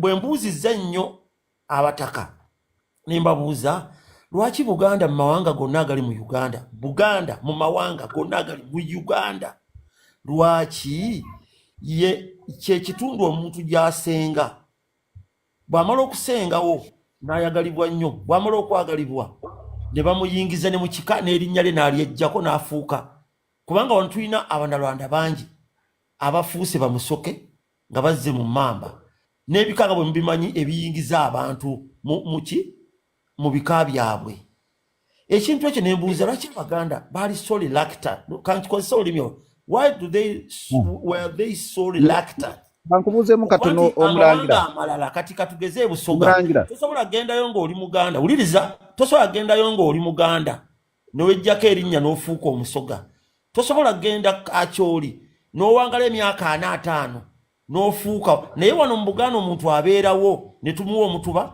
ne tumuwa olunyiriri ne tumuwa essiga n'afuuka Omuganda kakati abataka baŋŋambye nti waayi ekyafuula Buganda ey'amaanyi kumira mawanga malala kati effectively tandikira kati mbalenda kuddamu bwentyo era mbalenda kuddamu ekyo nti buli ggwanga libeera ne ze bayita characteristics eziryawula buli ggwanga lirina eziryawula ku mawanga amalala emu ku unique characteristic gye tulina ng'Abaganda yeyo gye bayita assimilation policy.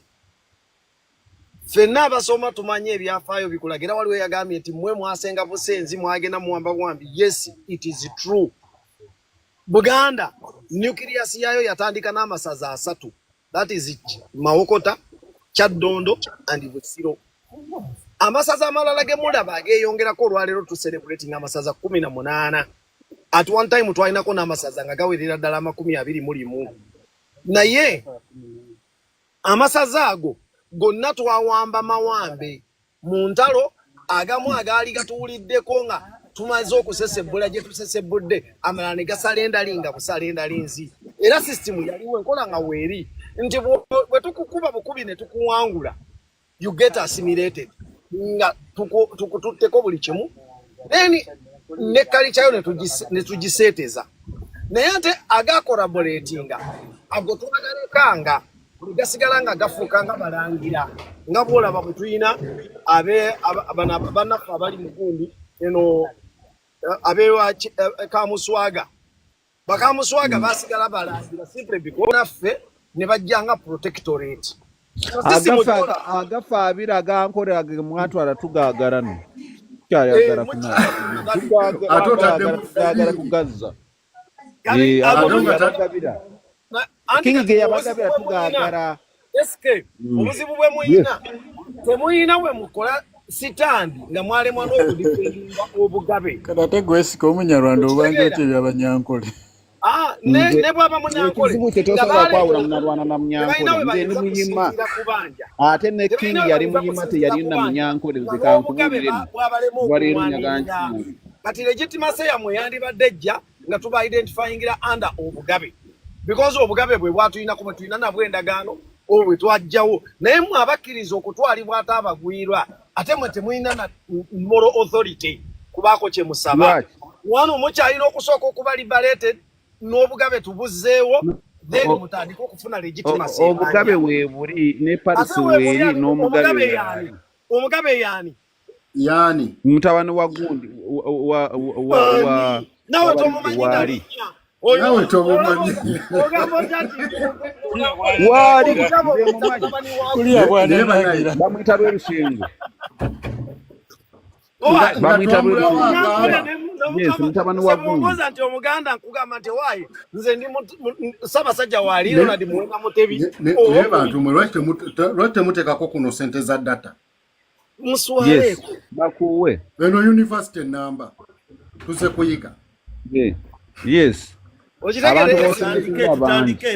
tekawo essimu yanguwa akati nze njagala kugamba omulangira sooka olindeko gwe mbadde njagala kubanga kirabika gwe omanyi ebintu bino okusinga ate yabana abaana nina emyaka 5 oyagala kakati kankubuuze ensonga ebadde ku bannarwanda abawangalidde ku 07557257772 ogifunye aha kakati nyagala kubuuza abannarwanda bajja 1922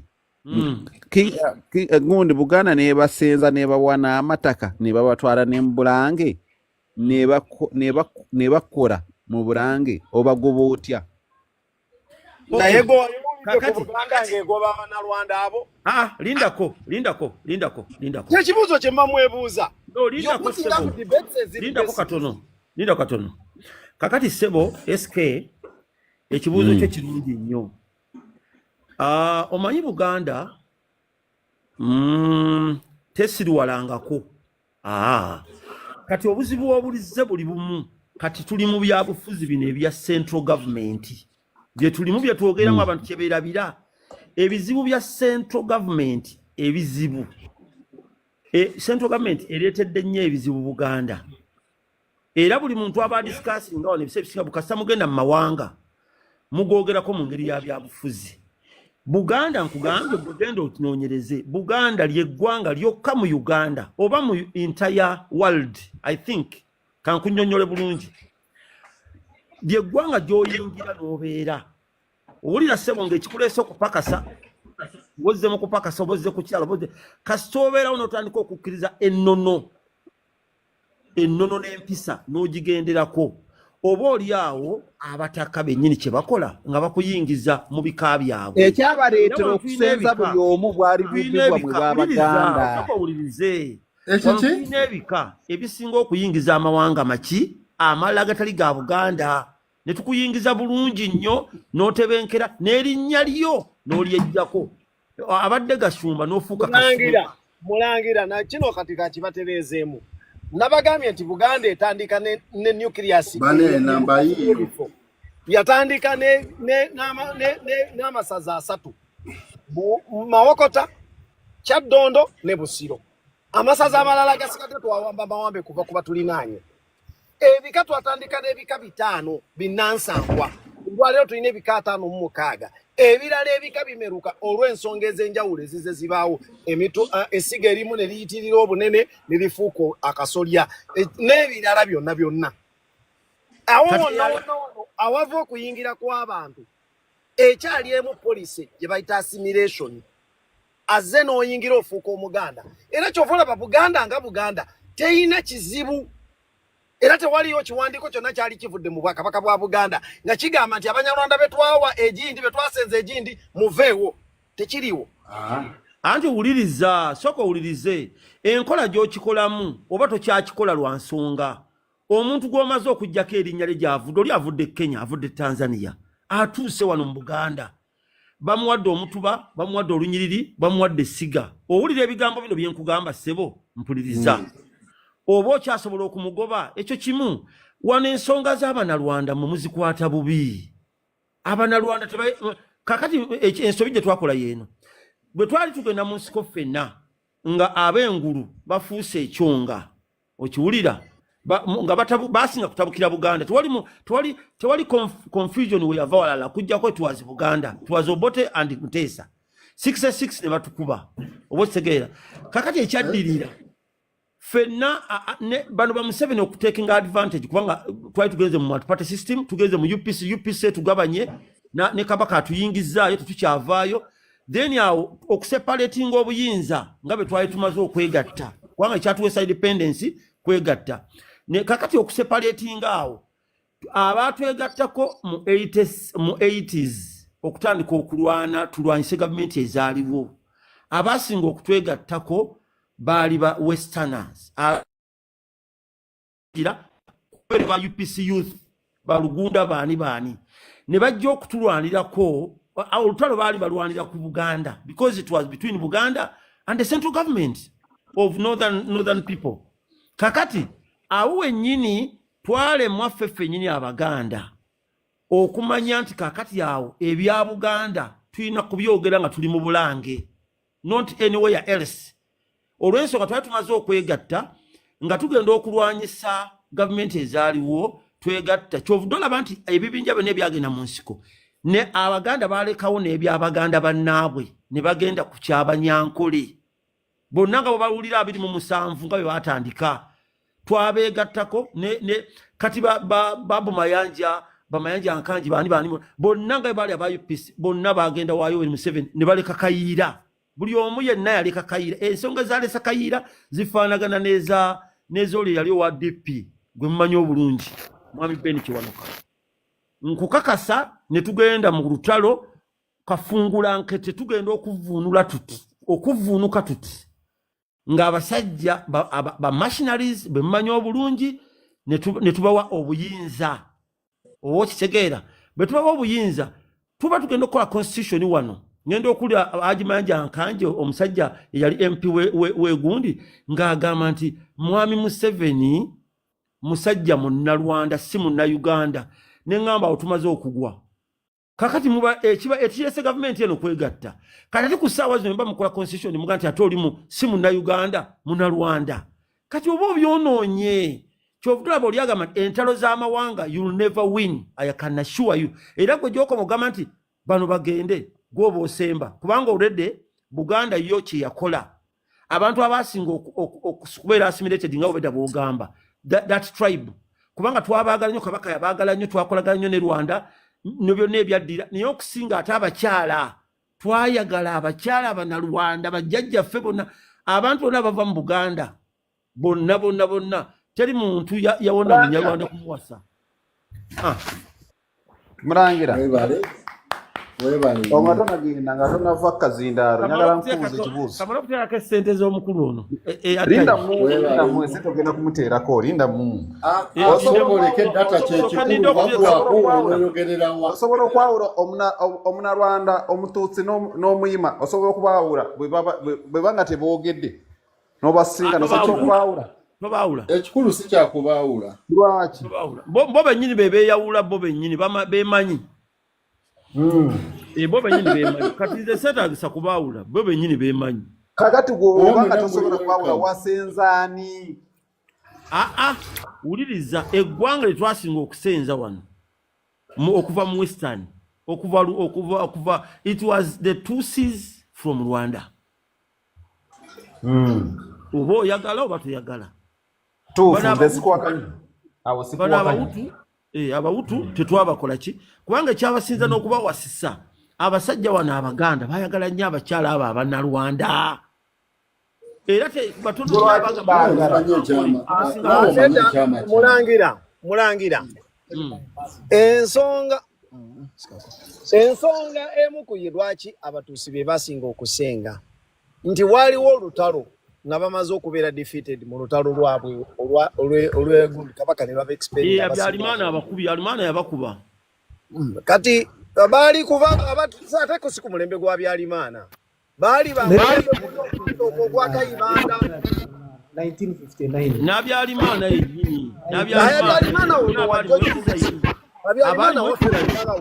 baali batuusi abaali mwekizayiro mu mulembe gwa Byalimaana baali batuusi nawe okimanyi kubanga be basinga okutulugunyizibwa abahutu nga be balina obuyinza eri mu biseera bya Kayibanda kati ebyo ebiseera bya Kayibanda soko biveeko even nearer here mu kiseera kyani kya mwami Abyalimaana Abyalimaana olutalo oyo lujja olwa Byalimaana bwe lujja nga ze naye okutulugunya naye yatta bangi era ne badduka mwe mwava abantu bajjanga wano nga ba refugees kakati ne tubakola ekyokubiri ffe kye twasinga bakozesa mu Buganda kulunda kubanga Abaganda baalinga abaali baweddemu amaanyi g'okulunda era nga tebamanyi kulunda kati Abannalwanda abo bakolanga ebintu bibiri nga balima emmere nga batulimira emmere n'okulunda ente ate ebintu ebyo byawandiikibwa ne mu bitabo byaffe eby'amadiini tubirina nti abantu akati mbasasuddemu okubagoba mbasenza lutinga ekikere ng'okijja Chebo tewali muntu asobola kugoba Munyarwanda ne bwoba otya tosobola kugoba Munyarwanda kye mulina okumanya nze kye nabagambye luli nti ekibuuzo kyetulwanisa ekitulwanya bulijjo bagamba wano mugende twabakoowa Abannalwanda mudde basenza luti waliwo abantu abali ku level edebate nga bwe batyo ng'era ebyo byangu okwogera kubo ekyo tetukiwakanya kyoyogera naye bw'ojjanga awantu n'olabanga dynamics zikyuse oteekeddwa naawe okukyuka lwaki debates bwe ziti tuzibeeramu nga tunoonya okubaako kye tuyiga bw'ogamba nti oyagala bubeezi kucontributinga bube nti nange nayogedde then mugenda kubeera ngaawo mu kifo kye kimu abakuliyeti nga kino ekizibu kyolaba mu debate ng'olwayo kye mwogerako balina ekiruubirirwa ekyabwe osobola okukabula abantu ne bategatta nedda ensobi lindako ekizibu kino mwami Jeff ekizibu kino kiva awantu wamu mwami Museveni kasita bamulireetinga nti musajja Munnalwanda ate n'alwa mu buyinza ebintu by'obufuzi nga bw'obimanyi lwakyalooza abantu bawemula olw'okuba ayogera ku byobufuzi n'awemula bw'oba oyogera ku debate y'ensonga endala tewali muntu gw'owulira awemula tewali avuma munne naye kasita kikyuka ku byobufuzi oli atandika okuwemula Mulangira Museveni bino bye mulwanira leero teyabikola lwakuba amaze kuva mu empenda yazitema yakajja agenda okutandika okusamu ebyo bya bufuzi uliriza ati Mulangira naawe Mulangira njagala otegere ekintu kimu don't answer simply because oyagala osanyusa omuntu era bwe mbakunyiiza olowooza nyina gwensanyusa nsonyiwa bwe tubeeramu eyo embeera tetugenda kufuna kizibu kye tulwanirira kye tuliko olwaleero ffe abali wano ne bwe tunaatandika okudibetinga Abanyarwanda essaawa eno abalabanga Abanyarwanda ekizibu kyabwe obwongo bwabwe bukomaawo okulaba mu bbanga eritali lyewala kye tulowooza ng'ekizibu kyaffe ffe Abannayuganda kigenda kuba kizibu ky'Abanyarwanda nga be balwana okukijjawo era nga be balwana temutuyita ggwanga mu ggwanga lyammwe ffe tuli nsi nnamba eyeetongodde mwema temumanyi bintu bino ebye obunyarwanda kyasooka kuba kivumu. There was a time ng'obunyarwanda omuntu okuyita omunyarwanda abanga akunyomye. It is just of recent n'abamu we batandise okubweyita. Era ng'oli agamba nange ninamu akasaayi jjajja wange omukazi Omunyarwanda oba ompanye. Ate sawa zikumulaba nti kubawaana kubanga naye ne gye bujja ne kino kye tuliko olwaleero ekyensobya yakolebwa okukwata eggwanga eddamba ensi ennamba n'ogikonsidaringanga tribe mu nsi yo. Bannannyini nsi eri be banyooma be bagenda okukitegeera. Mwami Jeffa nakunyumizaako wano sokoline mulangira nawanyumizaako olunaku lumu nava wano n'entambula ne ŋŋenda ennyonyi n'enkeereya n'endeka egundi n'endeka nga nina okusula Abu Dhabi naye nga ndaba siina kimbeeza mu kisaawe wenkedde ku makya nga ngenda vaawo nkya nenjagala okufuluma ne baŋŋamba okufuna visa ekufulumya wano wandibadde wagiapplyinga 8 days before ne mbagamba kibadde mu intention yange ate siina kyenjagala kukola bweru kinene ne bagaana. Omuwala yali aliwo yasoma passport ya mutabani wange n'asoma ne ku yange n'agamba omwana twandimukkiriza ng'omwana wa mwaka gumu n'emyezi 3 twandimukkiriza naye ate gwe tetusobola. Mukazi we mukama wa mukubira essimu amubuuza yagamba nti are there customers with the 2 passports, one is from Japan and another one is from a country I can't mention.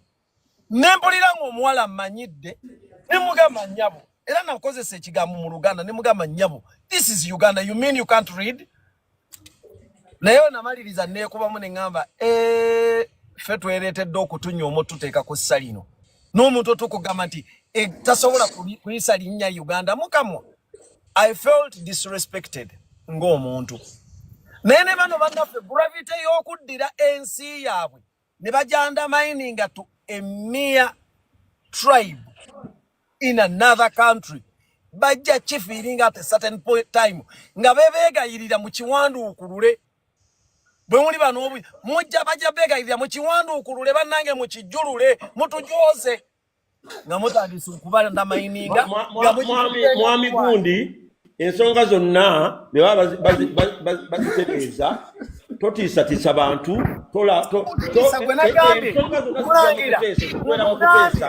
mulangira sikutiisa kugambye tonjogera kwagala kusanyusa bantu aba individuals bwebanga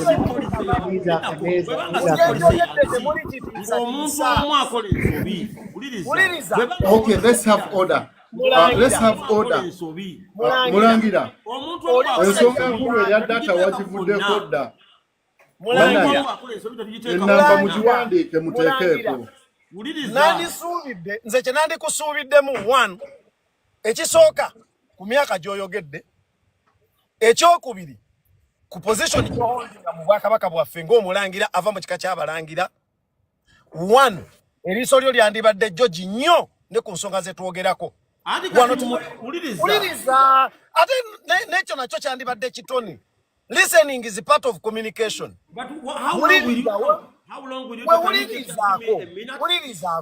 uliriza nze kyenjogera tekuliko kitiisatiisa muntu wabula ekikubira toyina buyinza dictating upon what I say. Let's have order. Let's have order. Nze discussion eri wano mbadde nga alowooza mutugezaako kugyawo confusion eriwo abasajja bano gye bagezaako okuteekawo etu confusing. Kati wano ffenna tuli ba Luganda tulina okudiscussinga naye ng'ate amazima gali gati. There is no way you can discuss and reach to the bottom of anything nga amazima mugakweka. Yes, I know the pain of truth. But olonya abayinza okihandolinga naye nga truth is like surgery. Eruma naye ate ewonya. Jene ekisinza otubonyabonya kwenya amazima gabe mazima. Oli bw'agamba nti Museveni munyarwanda. Museveni si munyarwanda. Kikujjako ky'okuyita nti jene oli mukakwa. Bw'oba oli mukakwa obeera mukakwa, which is okay. Oli bagamba nti Muganda. Lwaki okaayana oli bw'aba akwise nti oli Muganda? Lwaki kikuluma nti oli akwise Muganda nga toli Muganda? Nokitegeera. Be proud of soko ulire emirembe mu ekikyo. Lwaki olwa kugamba nti oli kinene owulira goli offended lwaki owulira oli offended lwaki Ebulaaya bw'obeera Ebulaaya bakugamba baziyiza dda ekintu ekiyitibwa okusosolangana mu mawanga mba sikusosodde wuliriza okusosola oli okugamba nti no ndi muganda mba sikusosodde wuliriza bw'obeera Ebulaaya kati nze I was in Canada. By then I was kati there. bw'obeera mulangira nga nze siri mulangira tugamba bw'oba onsosodde. Lindako katono. Because of ndi mulangira bwe mbeera e Canada tobeera n'oŋŋamba nti gwe omulangira olina ky'onnoonyaako. Kasita oyogera bw'oti gwe omulangira olina ky'onnoonyaako ng'oyogera mu ttooni eyo n'ekigendererwa kyo oba olina omusango. Statement yange ogiwulidde bulungi leka tuusa bigambo nkugambye oli bw'ava eri n'akugamba nti oli muganda lwaki owulira nti gw'oli offended nnyo okuyita omuganda. Does it matter? Ng'olaba tribe yeetaagisa ky'okumpita lwaki oyagala nkuyita ki gwe oyagala nkuyita ki lwaki oli bwakuyita nti gw'oli America owulira nga gw'oli bulungi nnyo nedda ementalidde mulina okyusa sooka weeyagalenga gwe tuba tukusosodde bakusosola okuyita omusajja kyusa entegeera. Wuliriza kati waliwo abantu be tuyita abakopi nti gundi mukopi era kibaita ekigambo ekyo waliwo okikozeseza nga ate oli mukyamu otya nze kati nze ndi mukopi. Nange ndi mukopi bambejja be banzaala so kati naawe olina okyusa kino obeerera ekyo singa oŋŋamba nti gwe omukopi oyogera ki gwe mukopi oyogera ki n'oŋŋamba nti gwe omukopi statement tokyusa statement singa ogamba nti gwe omukopi oyogera ki bwe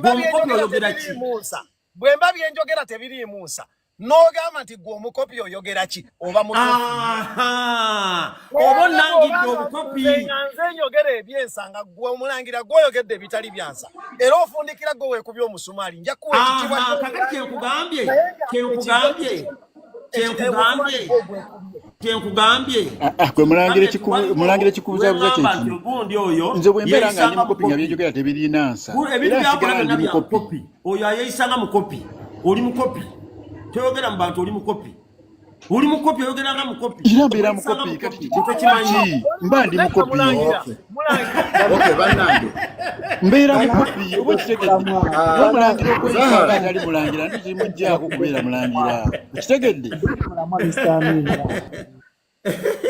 kati bwana mulindeeko gundi ono asembayo wansi ayogere amanya oba galu Japan nsanso okulaba mukama wange nawe webale nnyo bambi webale nnyo omwami Idi neyanzi webale kumpa akakisa kano just have been nina kyenjagala tutereezeemu wano olina ekintu amazima malungi nnyo galinga sajjale katutuddeyo babadde boogera ku Banyarwanda mu Uganda tulina Abanyarwanda types bbiri njagala mumpulire bulungi. Yes, sir. Waliwo Abanyarwanda abali Ugandans by demarcation right away from Baringo. Okuva ku conference nga bwolaba Abanyamulenge Congo. Yes. That is a type emu. Kati oyo munya-Uganda oba ogaanye oba tokkiriza ojja kukkiriza. Oyo ye munya-Uganda era bwe recognized by the constitution. Ne bw'okola otya kati oyo tosobola kumuyita Munyarwanda nakkiriza. Ne bw'ogenda mu okola ki oyo yajja kukuba. Type ey'okubiri abajja nga bawunze refugees right away from 9. Abanyarwanda lwe batandika okujja wano nga bajja mpola mpola nga genocide yatandika dda. Genocide si ya 1994 eyo yali just so kati abo Abanyarwanda type ey'okubiri abajja wano nga basenga ne Fort Otto nga bagenda abakola refugee camps across Uganda ne mu northern Uganda somewhere ne mu Karamoja wonna. Kati abo type yakubiri lebo Kabaka be yawa Masaka ne Rakai. Nze kamwa kwogera mama wange Munyarwanda naye taata wange Muna-Uganda okitegeera. Gundi wange grandfather wange my maternal side yali abeerera Rakai. ekooki webayite ekooki kati awo bwe babajja nga basenze nga refugees kati awo type yakubiri kati oyo bagashumba style kati awo bosobola okugamba muddeyo ewammwe temuyina kuba kati abo bwe balina okuba by actualization mu constitution abo bwe balina okunegotiatinga naye bano ab'ekisoro ab'entungamo ab'erukunjiri abo bo mubaveeko kubanga bannayuganda omuzungu ye yakireeta naye kati netubeerako ne problemu endala gye njagala mumanye eriwa kati bano bejjogera abaarakaaya ab'emasaka abeeruweeru abo bonna balinamu connections oba their relatives to these ones abajja mpola nga bayingira type ey'okubiri gyembadde ekireeta confusion kasokenkwe n'obugalo ate okimenyemenye bulungi okubaawula tekisoboka nakyo kati kifuuka kizibu kubanga oli ono yava e Rwanda n'alekayo oli kati ono n'asanga ono mu Uganda ate nga yono ye mutuuze wa Uganda by demarcation ng'omunyamulenge Congo gwe bagobayo naye ate by constitution omunyamulenge mu Congo ako kemazima n'omuzungu akimanyi naye ayogera Lunyarwanda naye ate they have relatives in Rwanda families ngabo ne wano mu Uganda mu northern Uganda we have Kenyans example gye nakuwadde the Kakwazi ebo cyane ku side y'abacholi waliwo abacholi ababeera torit ne side ya Uganda that's Kitgum. Thank you so much. Same language, same everything. Ngechagure awori ne brother we vice president wa Kenya. Kati ekyo tosobola kukijawo. Kati solution eriwa deyo kati ku nsonga yennyini. Omusajja waliwo wano omusajja ayogedde bulungi gwe bayita Zahara. Njagadde nnyo ayogeddemu bulungi. Tali tribalistic, that is very good. Naye kati ensonga eriwa amazima go gali nti Amina ayogedde akantu bannange twogera amazima. Waliwo n'omulala ali mu kwogera mu their tribe it was diminished to a tribe in a country. I think balina country yabo. It's not them. It's the Berlin conference eyakireeta. Yeyaleeta akavuyo wano bo bajja ne badrawinga map. Naye nebeera birambo bali mu kudrawinga baleeta mu tribes endala bazimixinga mu tribes endala. Kati that's where the Kugambye ate bakikola intentionally. Si kabaka temunenya kabaka temunenya Buganda temunenya Uganda tonenya Obote toyina onenya muzungu yeyaleeta confusion ate yakikola nga akigenderedde kubanga yakimanya omanyi lwaki yakikola bwatyo omanyi ko lwaki yakikola bwatyo bwe yali akolonizing amawanga gano egwanga lyamuleeta future political confusion webale nnyo exactly boba tebagala tubeere united bakimanyi tebagala no ekyokubiri kyenyagala okubagamba omuzungu ku Rwanda yamuleetera resistance y'amaanyi era Rwanda yensi eri mu record etatunda baslaves gyeyabatwala eringa Ethiopia kituufu oli mutuufu nnyo oli mutuufu naye nze kyenjagala yali asala n'agikolera ebitima ebitundu byayo n'abiteeka n'abigabira abalala ng'amaze okupenetrate wange agenda kugwako Mbadde njagala kukola clarification mukulu kyayogedde ekisookera ddala ngenda butakkaanya naye nze buli muntu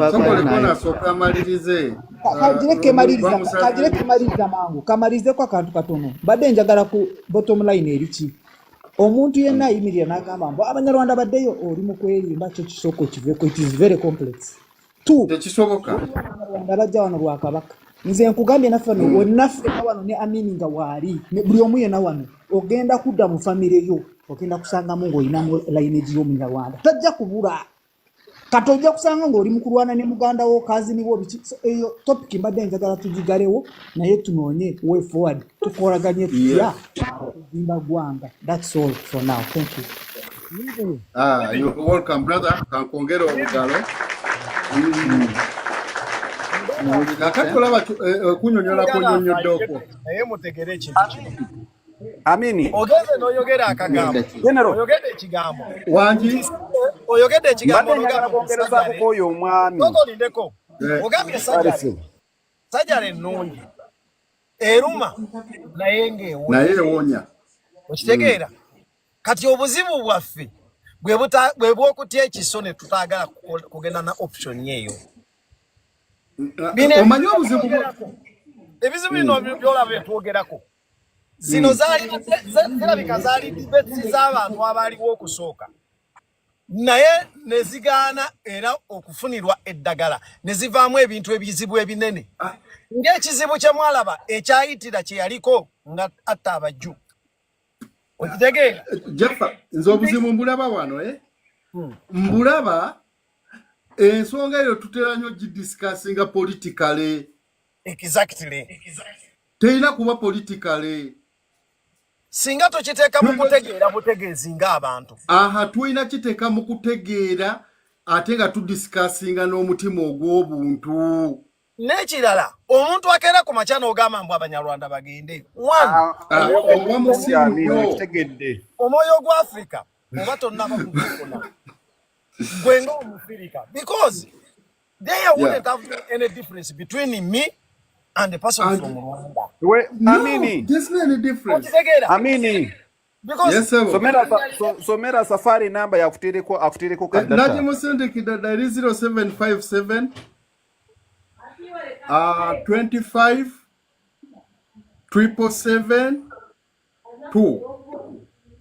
Yes. Safari ngereko kadata.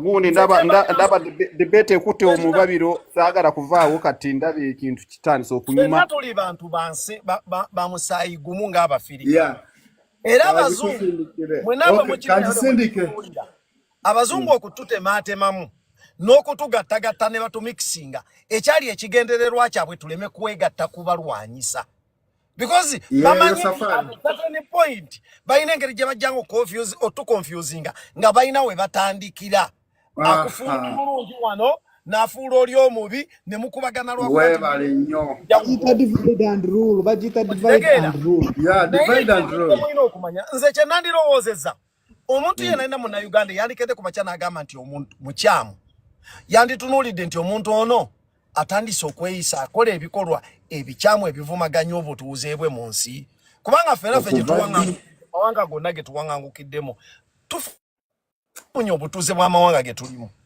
naye n'olwaleero bw'oba onoonyereza njala ogende kati onoonye ku Japan n'omaliriza nkuwa tibundi ogenda onoonye ku Japan olwaleero debate esinga okuba ennene eriwo mu Japan yakulwana n'abantu abagwira bonna ffenna not only blacks naye ffenna lwaki bagenza okutunuulira emyaka egiyise nga 30 ng'ebikolobero ebisinga okubeeramu birimu abagwira nga be babikola ate ne batuuka n'okukola ebikolobero ku Bajapani bennyini ne bagamba lwaki Omujapani atuuka okubonaabonera mu ggwanga kansoke nfune namba ya hosti tatugyako 07 07 57 25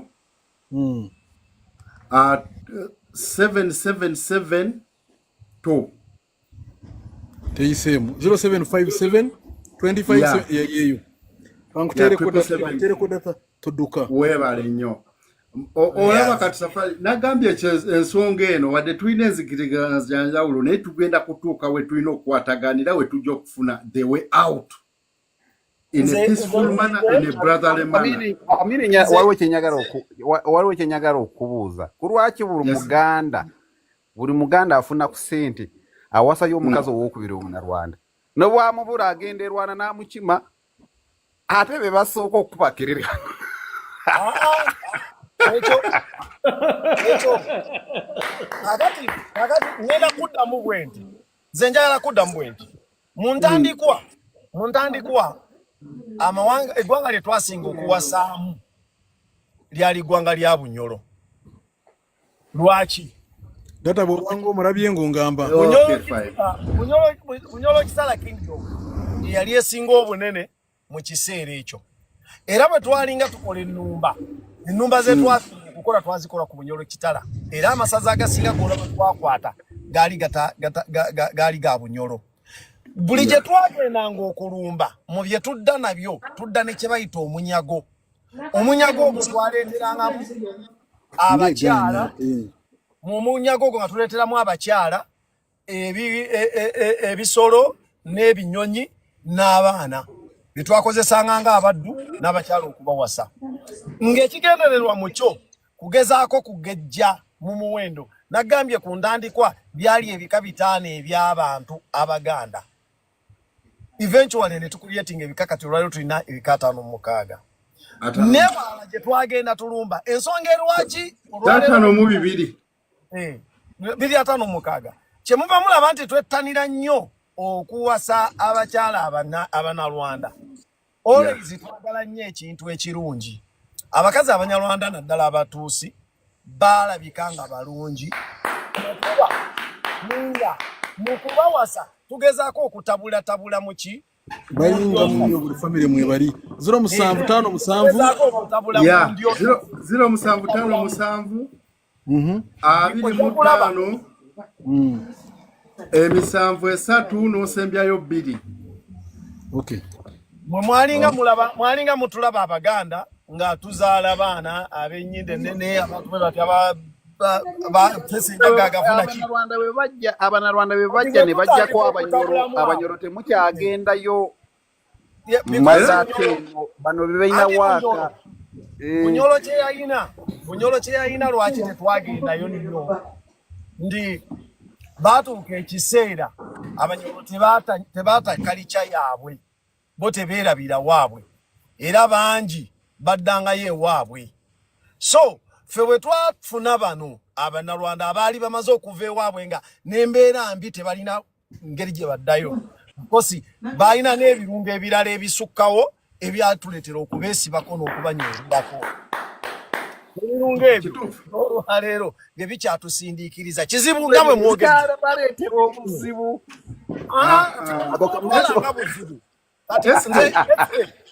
ekyo kye nagambye kino tetukitwalanga buzibu okubeera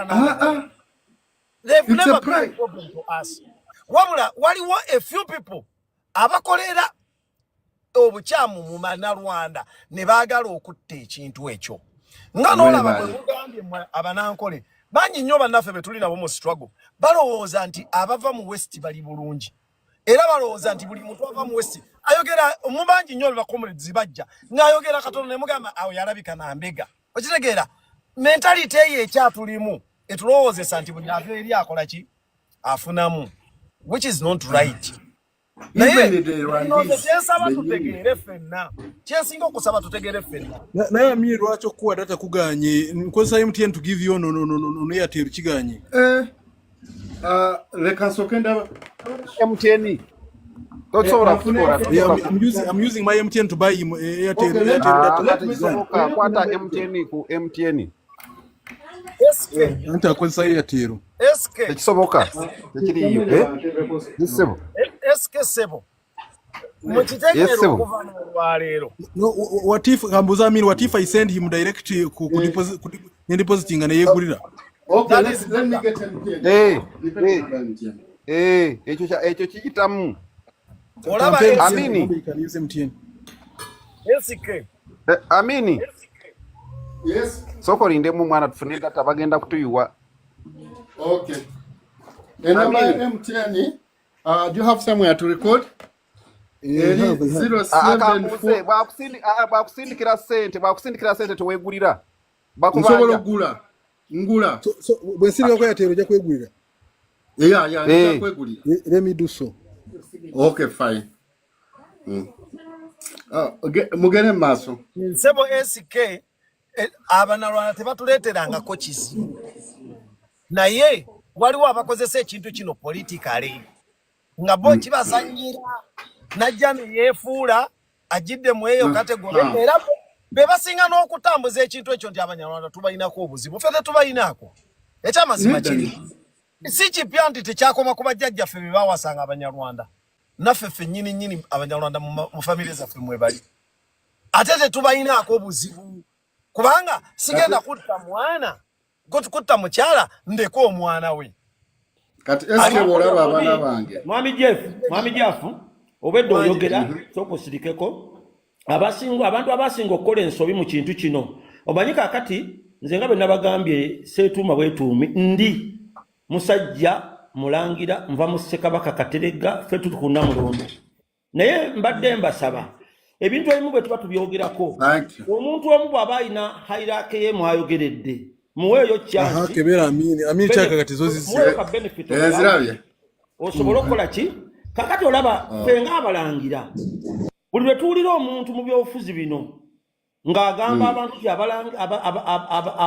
abanalwanda batutta mataka gaffe abanalwanda bajja mu buyinza kutufuga paka bwe balifa ono bwaddawo ebigambo ebyo buli lwe mubyogera ate nga ffe oludda olwabalangira ne Bassekabaka ffe twasenza kubanga yali nkola yaffe kubanga kyonna kyoyogera ekya Buganda kyonna buli kimu kyekola kiva mu lubiri kakati ekya ffe tugenda tufuna okulumwa ntugamba muntu ki mu Baganda ng'ava mu buddu n'amasaza amalala nga tali mu musaayi gw'e Rwanda mwana watu ekintu ekibayita omusaayi kyovala omuzungu agamba blood is what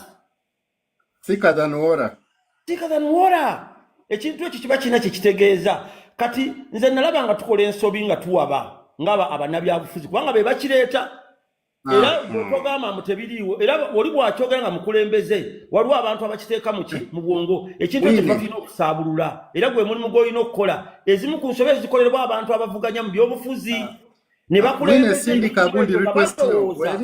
ate mwana wattu bw'okyegendereza bw'okyetegereza gwe kasitonokola kubanga bwe kibanga ddala omukulembeze alimu omusaayi gw'e Rwanda ngoba kubanga ojjagenda okutematema abanalwanda nga bwe batemeteme ab'ebika ebisatu nga waliwo gw'otasobola kujja wano kakati bw'otandika omuboola ku lw'ebyobufuzi olw'okuba alemedde ku bukulembeze kakitegeeza oba ogenda kumala ebiseera ye agenda kikozesa nga advantage mbw'ogambye munalwanda yes kati ya proving nti tali era munnansi kati akuvuganyizaawo kyovudde olaba nti abantu abavuganya mu byobufuzi baluuzinga nnyo obuwagizi nga bakozesa ekigambo ekyo ekya tribalism ekyogera ku ggwanga ly'omuntu kubanga omukulomulabe yajja mu ngalo efiji kubanga ensi bwetyo bwebaddewo n'ezo zibulaaya zonna ne Amerika abantu bonna abajja ne bazifuga bagenda okulondola gy'ava ng'ava bunaayira tava mu kitundu sokoleke tugendere ku Amerika mutuuze ekyowa Amerika aliwo simanyi Red Indians waliwo obalaba mu political realm tebaliyo naye kakati jukira agamawanga go kinga kyemugambye abazungu batukola akakodyo uliriza soko ulize SK soko ulize bo bakivaamu ffe ne bakitulekamu kati ojja n'olatunulira omuntu wanyindo mpanvu alinga mulaalo biki n'ogamba oyo munalwa kati kitegeeza oba omaze omujja mu Africa ate mulangira tukundeeba n'abanyarwanda kyobudolaba nti omuntu akozesa eggwanga lye mu byobufuzi mu byobukulembeze tumucyalenjinga kankubulire kino omulangira kankubuulire kino tewali mulangira talinamu musaayi g'ekinnarwanda mwena bakabaka bazze nga bawasa abanarwanda nange simulaba namunoonyereza simulaba DNA yonna etusuula e Rwanda abali mugundi eno mu generation eno generation eno gye tulimu I can assure you it's 95% from the ancestral gundi ey'e Rwanda oba oyagala oba toyagala naye ekyo si kyekikulu kati kyembadde njala tubashuwalinga abantu lekeraawo okukozesa ekigambo kiyitibwa nti munnalwanda kubanga kyekifuuze threat lwaki kubanga omukulembeze kati kifuuka politiko era kyokutula mwami Kyagulanyi bwe yali atandika campaigns yakikozesaako ku ssaawa eno tekyasobola kukikozesa kubanga oba okoze ensobi kati Museveni ye wakubbira amagezi n'akulaga nti takulembeza ggwanga newankubadde alikkiririzaamu kati nze Omuganda toyinza kuŋŋaana kusembeza baganda bannange nga ntuta obukulembeze tosobola olina engeri gy'olina mulangira nze ekintu ekyo nakiraba General Museveni ayinawo ba strategists be abajja ne bazannya obuzannyo obwo kikukako kyogerako kati kankuwa example ennungi this time around bw'ogenda n'okebera mu buli ssaza lya Buganda abasinze okwesimbamu baani bonna mannya geego naye olowooza lwaki baakazanye? It's a political strategy. Lwaki? Bamanyi by all means being mbuno enjogera eyo tubadde tugirwanyisiza nnyo eweddewo kati kye baagala okuzza in this critical time. Era nze nakoze video, nakoze live n'eŋŋamba mbeegayiridde tobanga musiru okuzza ekyo ekintu wano. First of all ngendera ku Buganda. Buganda yakkiriza Omunyarwanda n'emuwa n'ekika. Toyinza kurecognizinga Munyarwanda kusinga Kabaka. Eyo wisdom yagikozesa. Omino kubera mu ngalo point eyo obera kyendinda. Eyo point gikubire mu ngalo nkulu nnyo. Owulira? Nemba ebika bya mirundi ng'egi. Nemba wane ebitundu by'e Masaka. Nengamba oloza lwaki Obwakabaka tebukyogerako kubanga baba recognizinga they are one in the same. Nengamba the way to counteract that bwe muba temukiriziganya nabo just mobilizinge muzanya kazanya ka politiko nga mukola ki nga muba voting out. Naye kuba leero jakozesa tribal settlement encha ye neighbor encha mwana we gochakala naye encha gye muwasa. General Museveni yakiyiga bulungi divide and rule era nkiddiramu wano. Oba Kabaka yatuuka ekiseera eky'obbawo ekika ne General Museveni kenyini n'abawa n'ekyente era bwe baba basoma abazzukulu ba Buganda nabo babasomeramu. Who are you okugezaako okukidisqualifyinga kati? Just tuyige tumanye ennimi abaagala divide and rule ze bakozesa abo mubagenoaringa omuntu agezaako okuleeta eyo divide and rule y'omulaba omutuufu owa Buganda n'Abaganda owa Buganda ne Uganda. So we must learn to love. Now, because God created this world n'omutima ogwagala. Now, mukuru Amini, bwe tubanga tuzanya ebyobufuzi byaffe njagala oyogere nti omunyu bwe bubanga bagukuseera ku dduuka ne sabbuuni nanga omunyankole oba Omunarwanda oba Omusoga tufeesinga the same challenge, okay? Ne ku lwekyo bwe tubanga tuzanya ebyobufuzi twogere ekizibu ekiri mu gavumenti naye tekiteeka ku ggwanga. Ebbanga lyonna lyoyogedde nange SK ne babaawo n'ab'enkyukakyuka abanvuma. Okimanyi mbuno olw'okujja ku platform yo ne tudisika. No. That's the reason we follow you here. That's the reason why we follow you. Ndwawo nnyo n'okukoona ku political party. Ndwawo nnyo okukoona ku manya g'abantu. Wabula ever change strategizingako kizibu ki kye tuyina twegatta tutya ne tukimalawo kubanga mmanyi ekintu eki family naye okimanyi ebiseera ebisinga tujja wano ku platform yo abaana ne batuyisa mwegane ne bagamba abo simanyi mubuyita kabone manya kabone simanyi mubyogera muti banayi kagundi akabano oyo wakabano kyetulina okumanya yali creatinga issue y'Abannarwanda oyo abeesibako omulabe wamwe nambeemu. Issue y'Abannarwanda si issue ya Buganda era Abaganda issue y'Abannarwanda si issue ya Buganda mulimu abakireeta by force just as a political game. Okufuna passport teba complaininga nti Abaganda be batuma passport ba complaininga nti government yebama passport. Ensonga lwaki benabadde njagala okwogera ku issue eno nabagambye. Why is it only Buganda against Banyarwanda? Abachoringa tebatuyinaako buzibu, abakiga nga tebatuyinaako buzibu. Why is it Buganda? Kakati Safari atomulaba gyalaze.